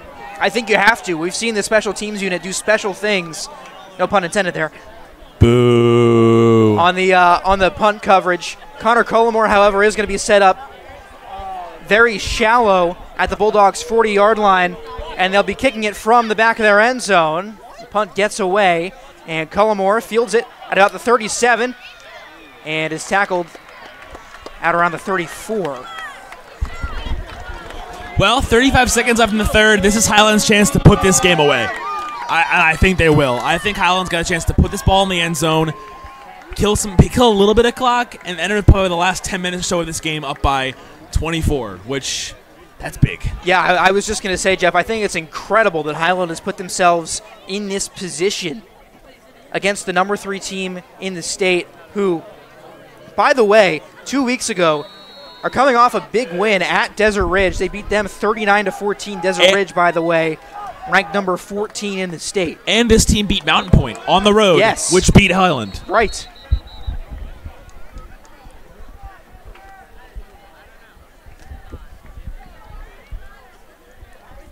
Also beat Cesar Chavez. They did.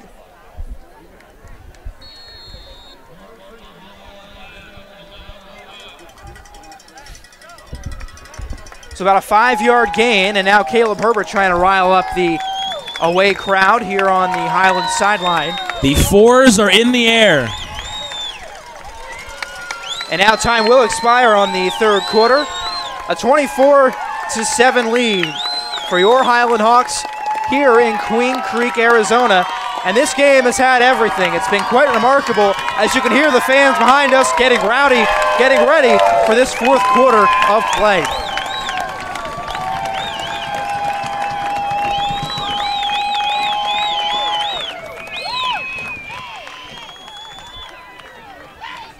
When they're cheering.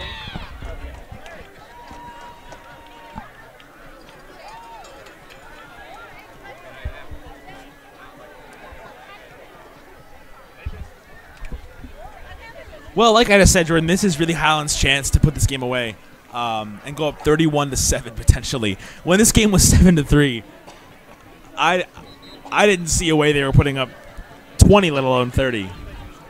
They've impressed me. Their resolve after a slow, stagnant first quarter has been impressive.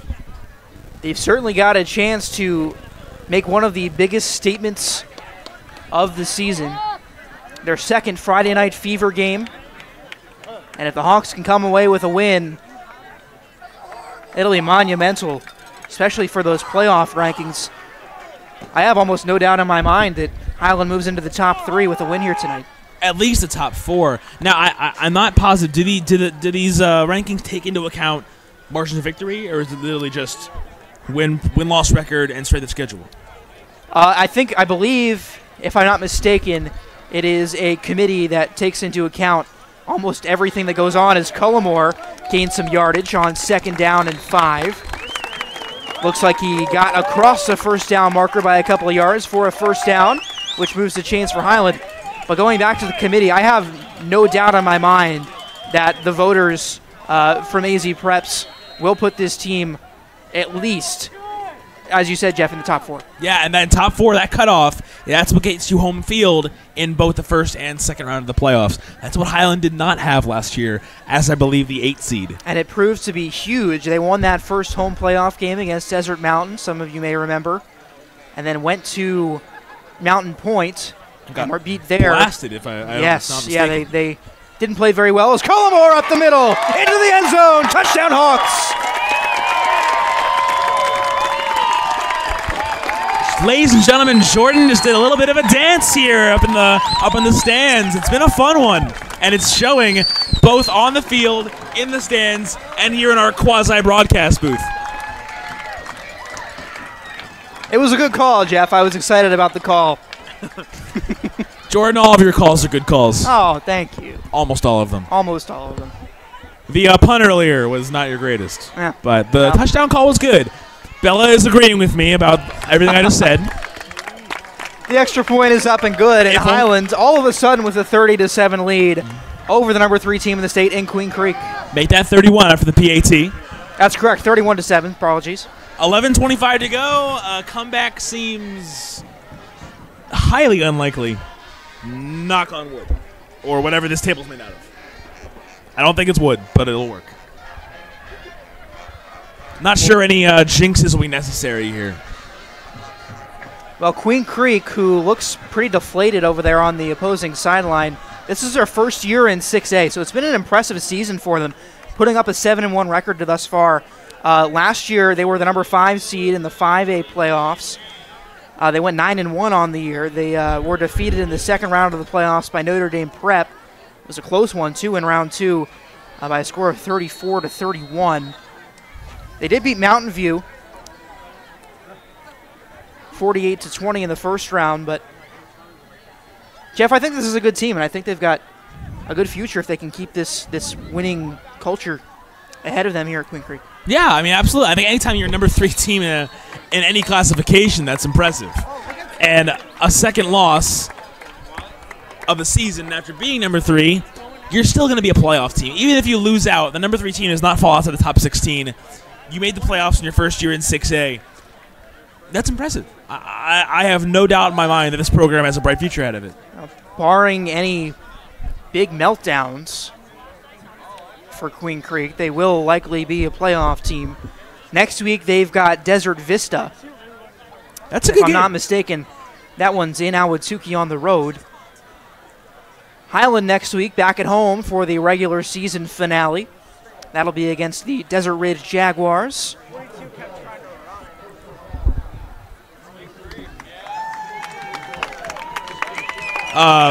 Queen Creek was just flagged for unnecessary roughness after the play. That'll be half the distance to the goal, and they'll be inside the so it was half the distance from the 20, so they're at the 10-yard line. Good math, Jeff. Great job. Thank you. We journalism people are haven't taken a math class since freshman fall. Yes. You don't know what grade I'm in. That was 2 years ago.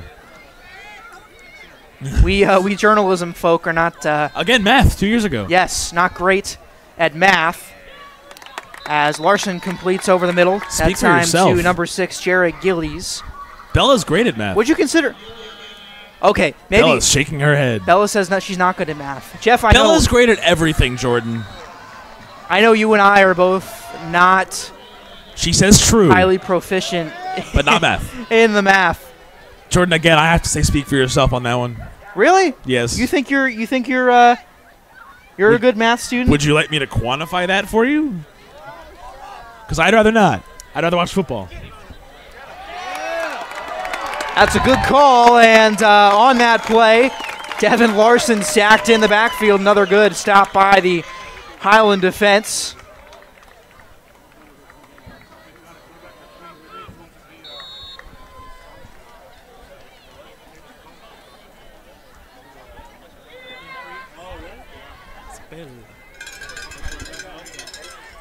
Loss of 5 yards on the play, 2nd down and 15.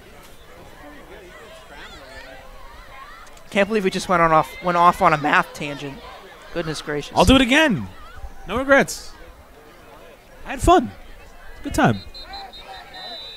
Larson under center, and now a penalty flag in the backfield. A delay of game on the offense. Another 5-yard penalty will make it 2nd down and 20.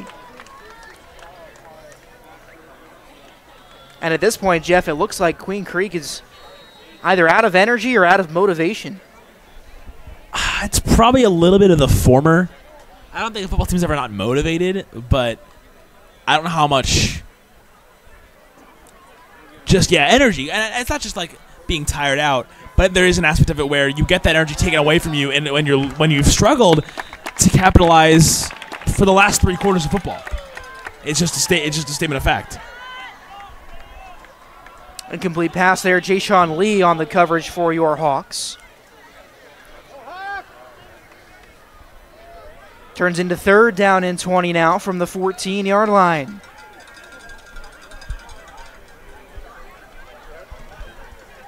Ten minutes and 8 seconds to go in the ball game. Larson again setting up under center, has a running back in the backfield with him. 2 wide receivers to his left, looks like 1 out to the right. Larson looking left, complete to his tight end, but the tackle made by Daniel Wood. It was Rafael Aldecoa, the receiver.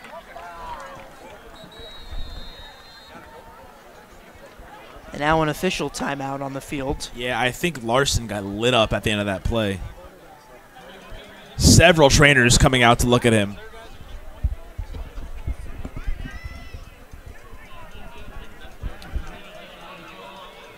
A barrage of athletic trainers clad in bright pink T-shirts tending to Larson out there at about the 10-yard line. And for a guy that's a 2-star quarterback and has interest from some colleges, it's not something you want to see. Is now the big 6'5" quarterback walking off on his own power. Yeah, it looked like he was clutching either some part of his arm or upper body on the ground there. But you hate to see that. And any insight on the backup, Jordan? Looks like a guy named Jacob Berry, who also plays outside linebacker. He's a big guy. He certainly is a big guy. You see him trotting out there, 5'11", 220. I'm 5'10", 170. That's a big man. Yeah, Berry in shotgun formation. Oh, check that. 4th down, they're going to punt it away. Oops. and it goes out of bounds. Oh, we really misread that play. We certainly did. Wow. I mean, it started by misreading the down, but for what it's worth, Barry was out on the field. He was, I promise. Goodness gracious, this game has been crazy. Yeah, it's been a roller coaster, on all accounts. It's been nuts. But for the Hawks, it's been what they've planned, 31-7.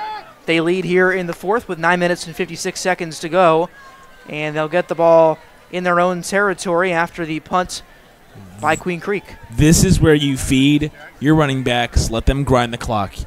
You want to, in an ideal world, you're putting this ball in the end zone with 4 or even 3 minutes left. Kill this clock. They'll start with the ball at their own 47-yard line. Herbert shotgun.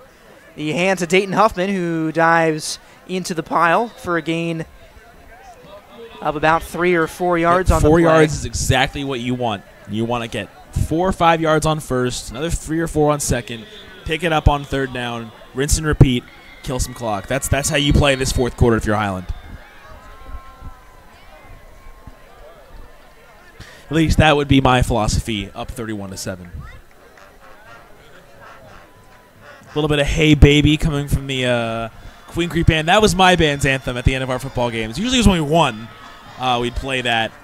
Tubas would give us the low bass rhythm, and we'd sing the rest. But good memories. Huffman to the outside as Hey Baby, as you mentioned, Jeff plays in the background, and now Huffman violently tackled out of bounds. Looks like he got enough for the first down. We'll move the chains. Takes us under 9 minutes to go. Hey, baby. Ooh. Ha. I want to know if you'll be my girl. Ba, ba, da, ba. You've got everything on this broadcast, Yes, folks. we do. I told Jordan, what if I sing? This is on the internet. I said it to Jordan at one point. What if I sing? What if I sing? Bella was dancing. She's still dancing. I don't know what she's doing, but I think it's dancing. She's kind of moving her hands back and forth, and then her head's kind of like bopping. Herbert in shotgun formation. They'll give it to Cullimore, who looks up the middle for some yardage. And forward progress takes him to about a 4-yard gain. Be second down and about 6.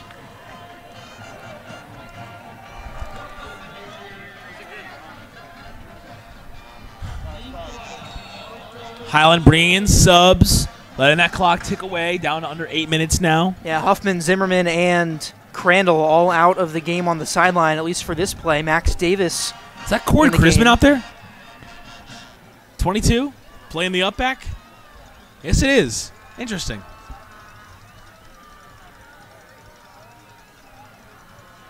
Herbert's going to give it to Max Davis, though, who cuts to the outside, finds some space up the middle, and there goes Max Davis, the sophomore, into the end zone. And you know who gets credit for that play?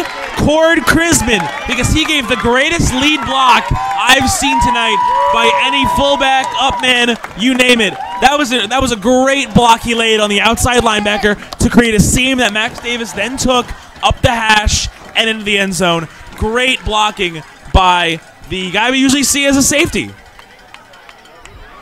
We've had everything tonight, folks. Everything. It's been fantastic. And it's 38-7. It certainly is. Oh, will be. Were you calling, knock on wood? With the PAT here, McNamara is good, so now it is 38-7. Would you have called 38-7 pregame? Absolutely not. Would you have called anything No. to the effect of 38-7? I really don't think so. I thought Would you have called a Queen Creek was 31-point victory in any stretch of the word? No. Okay. I really thought that Queen Creek was going to contend in this game, and since they scored in the first half, they really just haven't been in it defensively, offensively. Highland has been that good, and we've seen it all year long. Their offense, their defense, their special teams, they all work well together. And Jeff, I know you and I talk time when we prepare for games, but that's what this team is so good at. Exactly. They mesh well, and that's what makes them so dangerous. Yeah, I say all the time, I often talk to guys I know who cover Arizona sports about Highland, and the common thread is there's no one electric talent, no one incredible, Alabama recruit level player, but it's just a group of guys who work well together and are coached well and play good football. And there's no ego on this team either. From what I've seen, it doesn't seem like it from up here. Everybody wants to be a part of the action, but everybody's okay with taking that step back and letting another man on their team be the guy. I mean, Max Davis ran for a touchdown. Absolutely. When you got 3 running backs ahead of him on the depth chart, that's unselfish play.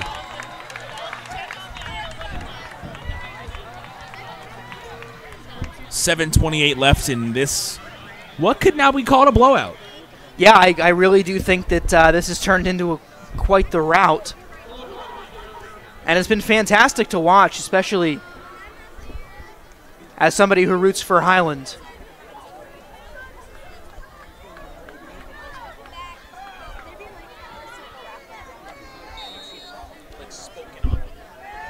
We appreciate all of you Highland fans who are joining us here tonight. A 38-7 lead for your Hawks as they are facing the number 3 team in the state in Queen Creek. Doesn't seem like they'll be number 3 for much longer. No, sir. But with 7 minutes and 21 seconds remaining, how about some shout-outs to our sponsors this evening? Some of our platinum sponsors.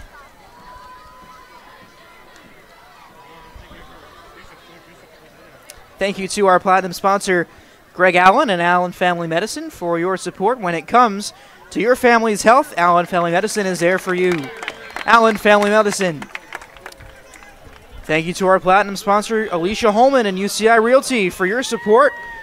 For all of your real estate needs, think of Alicia Holman and UCI Realty. They'll help you score a touchdown when buying or selling your home. UCI Realty. Thank you to our platinum sponsor, Dr. Bob Allen and Deseret Family Medicine, for their support, taking care of your family's healthcare needs.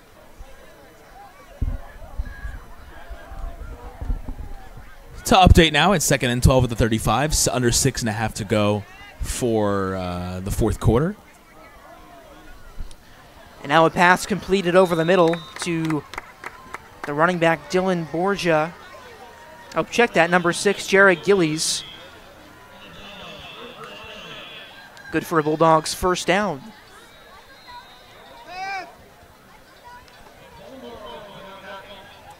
Six minutes and 8 seconds left. Slowly ticking away.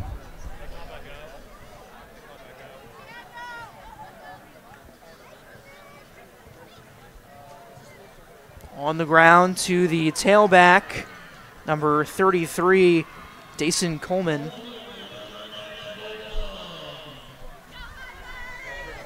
Coleman gains enough yardage to move the chains. 5 minutes and 49 seconds as the clock is stopped for the chains to move. Now they start again as the chains set. Queen Creek looking to get into the end zone for the first time since the first quarter. Has it been that long? No, it was the early second. You know, I believe you're right. I think it was the early second quarter. That drive started in the first quarter. Right.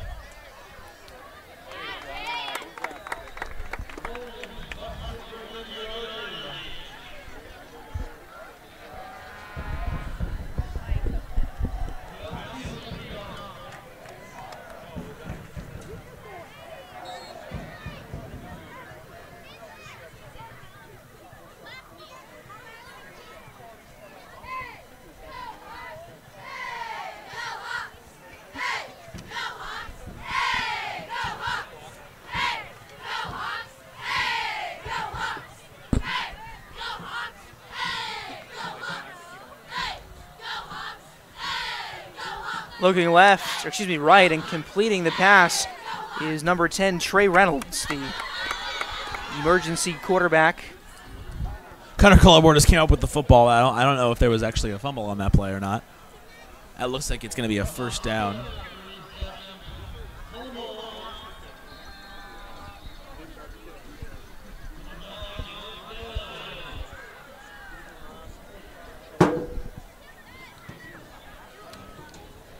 First down and 10 from the Queen Creek 27-yard line. 4 minutes and 20 seconds to go.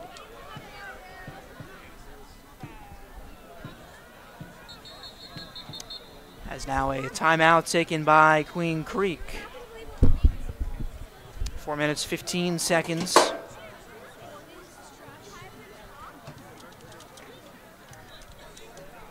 Some more shout-outs to our sponsors. Thank you to our platinum sponsor, Epic Systems, who is a proud supporter of the Highland Hawks. See Epic Systems for all of your automation, home, theater, and audio-video needs. Visit them at www.epicavaz.com. Make your business or home system an Epic system.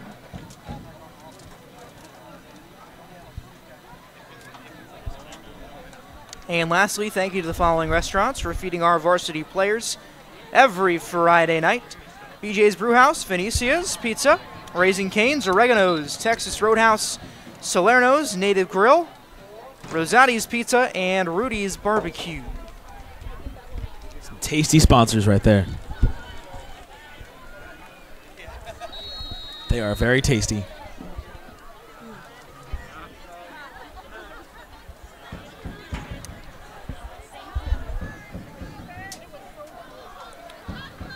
Reynolds still under center, looking for a man to his left, throws over the middle, and incomplete. That looked like it was almost a surefire interception.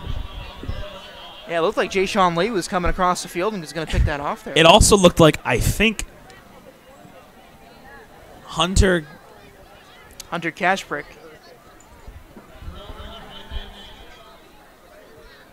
Yeah, he was streaking across from the left side.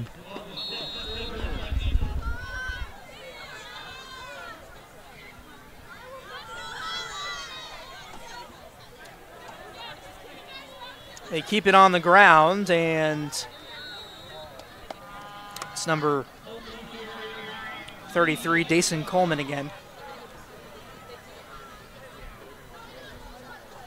Now under 4 minutes to go as we're at the 3:52 mark.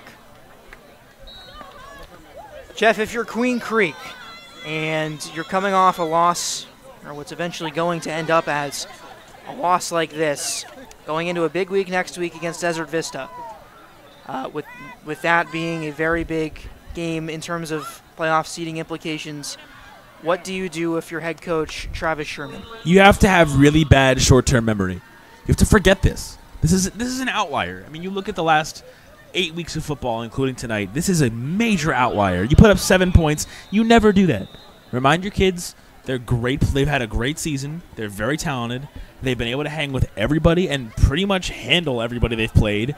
They've lost a couple tough ones. This was a tough one, but they have to be able to forget about it and regroup for Desert Vista next week, or else they could be looking at a very unassuming playoff seeding come November. Cooper Brown in on the tackle for the Hawks there on that play, as Highland will try to keep Queen Creek out of the end zone. Under 3 to play. 2 minutes and 49 seconds to be exact.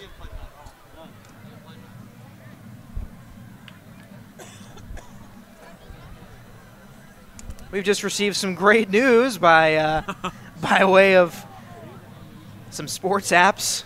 Plug your ears, ladies and gentlemen, if you're recording the game or if you're going to watch after this one is over, as a big tackle in the backfield keeps Queen Creek from gaining any yardage. The National League Championship Series and playoff baseball, the Brewers are victorious in Game 6. And the NLCS will go the distance. That's my crew right there. My crew. Jeff has been pulling for the Milwaukee Brewers since the beginning of last August. I wouldn't say it's so much pulling for as knowing via crystal ball that they were going to win the World Series. Right. It's much more of a I know what's going to happen than necessarily wanting it. Well, they're still alive. Yeah. This was always going to go 7. It's, it has to be. It's for the story, for the brand. Into the end zone, and a flag. Just kidding, an incomplete pass. Yeah. Looked like a flag was being flown. Just a rogue football on the far side of the field. Apologies, ladies and gentlemen. It does kind of look like a flag. I see what you mean. Minute 36 now. 4th and 16. You got to stop here, and you've held Queen Creek to 7 points. for sure. That's incredible. As you see here on the near sideline, Jeff, Caleb Herbert sitting with a couple of his offensive linemen, Colton Allen and a couple of others, including Jared Eisentrout here.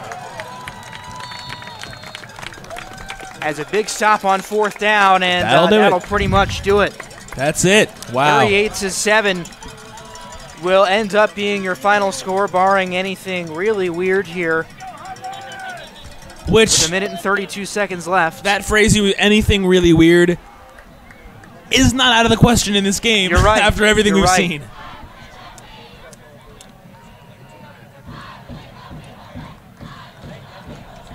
I don't know if you can hear the students chanting, "I believe that we will win," but I think they're right.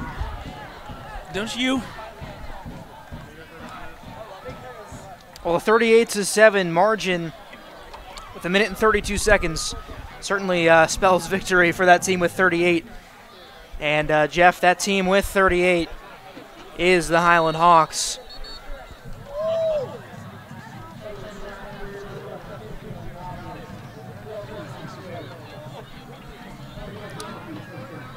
Now the clock not running.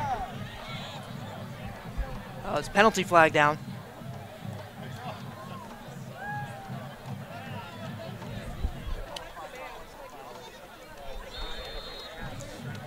Well, whatever it was a 5-yard penalty on Highland. Makes it 1st and 15, but that'll be all but important here, as Caleb Herbert will take the snap and take a knee.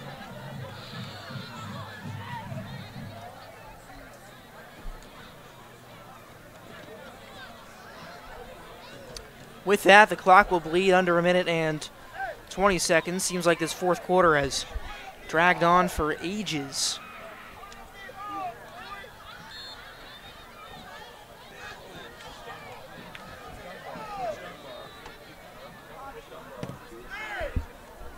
Under a minute to go. Jeff, can you talk about what this means for a program that 2 years ago wasn't in contention? They were 3-7. Yeah. Brock Farrell comes in last year. They make the playoffs, flipping their record around, going 7-3, eventually 7-4, or 8-4, I guess, after the playoff win and the playoff loss. But for a season that has gone this way, what does it mean for this program, for this school? I think what tonight means, last year this team started off, what was it, 6-0? I believe it was at least 5-0. Yeah, and then they took a loss. But at one point in the season, they were 7-1. Lost the next 2. Entered the playoffs not where you want to be as the 8th seed, knowing they probably could have been a little higher after a 6-0 start, and then falling out in the 2nd round. This win means you've gotten over that hump. You're 8-1 now, and you're on the way. 1 win from a division title and from a great seed in the playoffs, and a chance to have a really good run. And I think this win is kind of that divider between, are you going to be 7-3 and be average, or are you going to make that next step and compete for a state title? And I think Highland says, yeah, we are. That'll do it, ladies and gentlemen, as the scoreboard clock hits 000. The Highland Hawks flying high yet again at 8-1 after a statement victory, if there ever was one, here in Queen Creek against the Queen Creek Bulldogs. Well, for our producer, Bella Cisneros, for my partner, Jeff Griffith, I am Jordan Lank, and it's been a great night here in Queen Creek, a big victory for the Hawks. Yeah, he's a great player.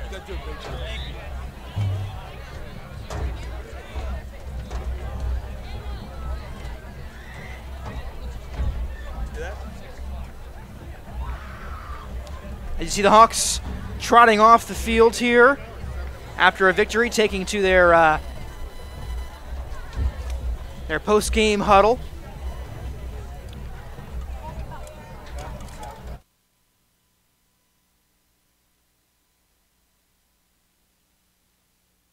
Signed off.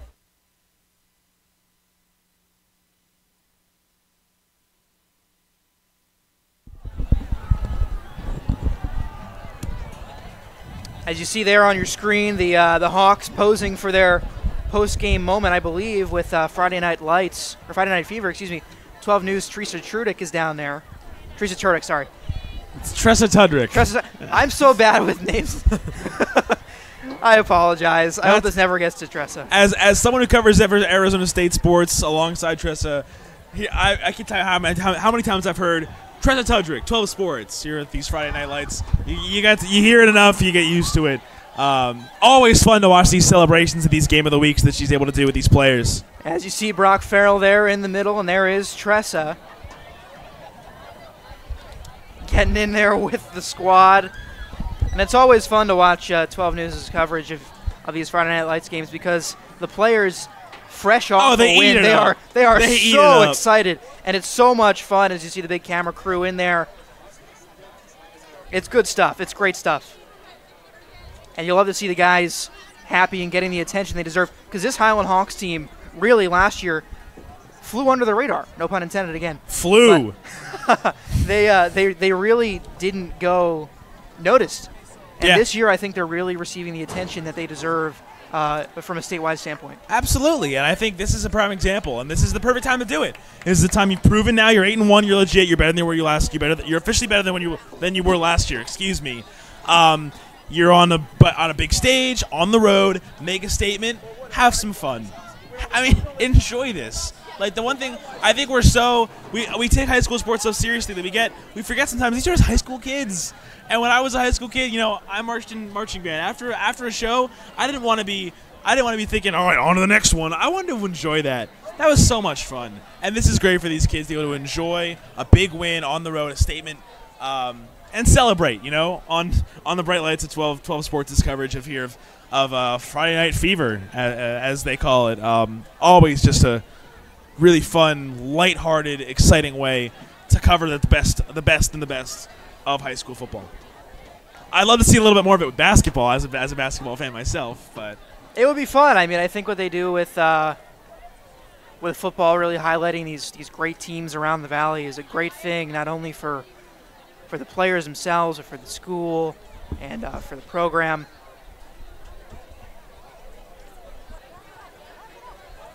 And now as you see the head coach Brock Farrell through there talking to Tressa Tudrick, we are going to wrap it up here in the booth. Again, for my producer, Bella Cisneros, for my partner, Jeff Griffith, the Highland Hawks are victorious yet again, flying high to an 8-1 record. The Hawks, 38. The Bulldogs, 7. My name, again, is Jordan Lank, and we will see you all next week back at home against Desert Ridge. Good night, everybody.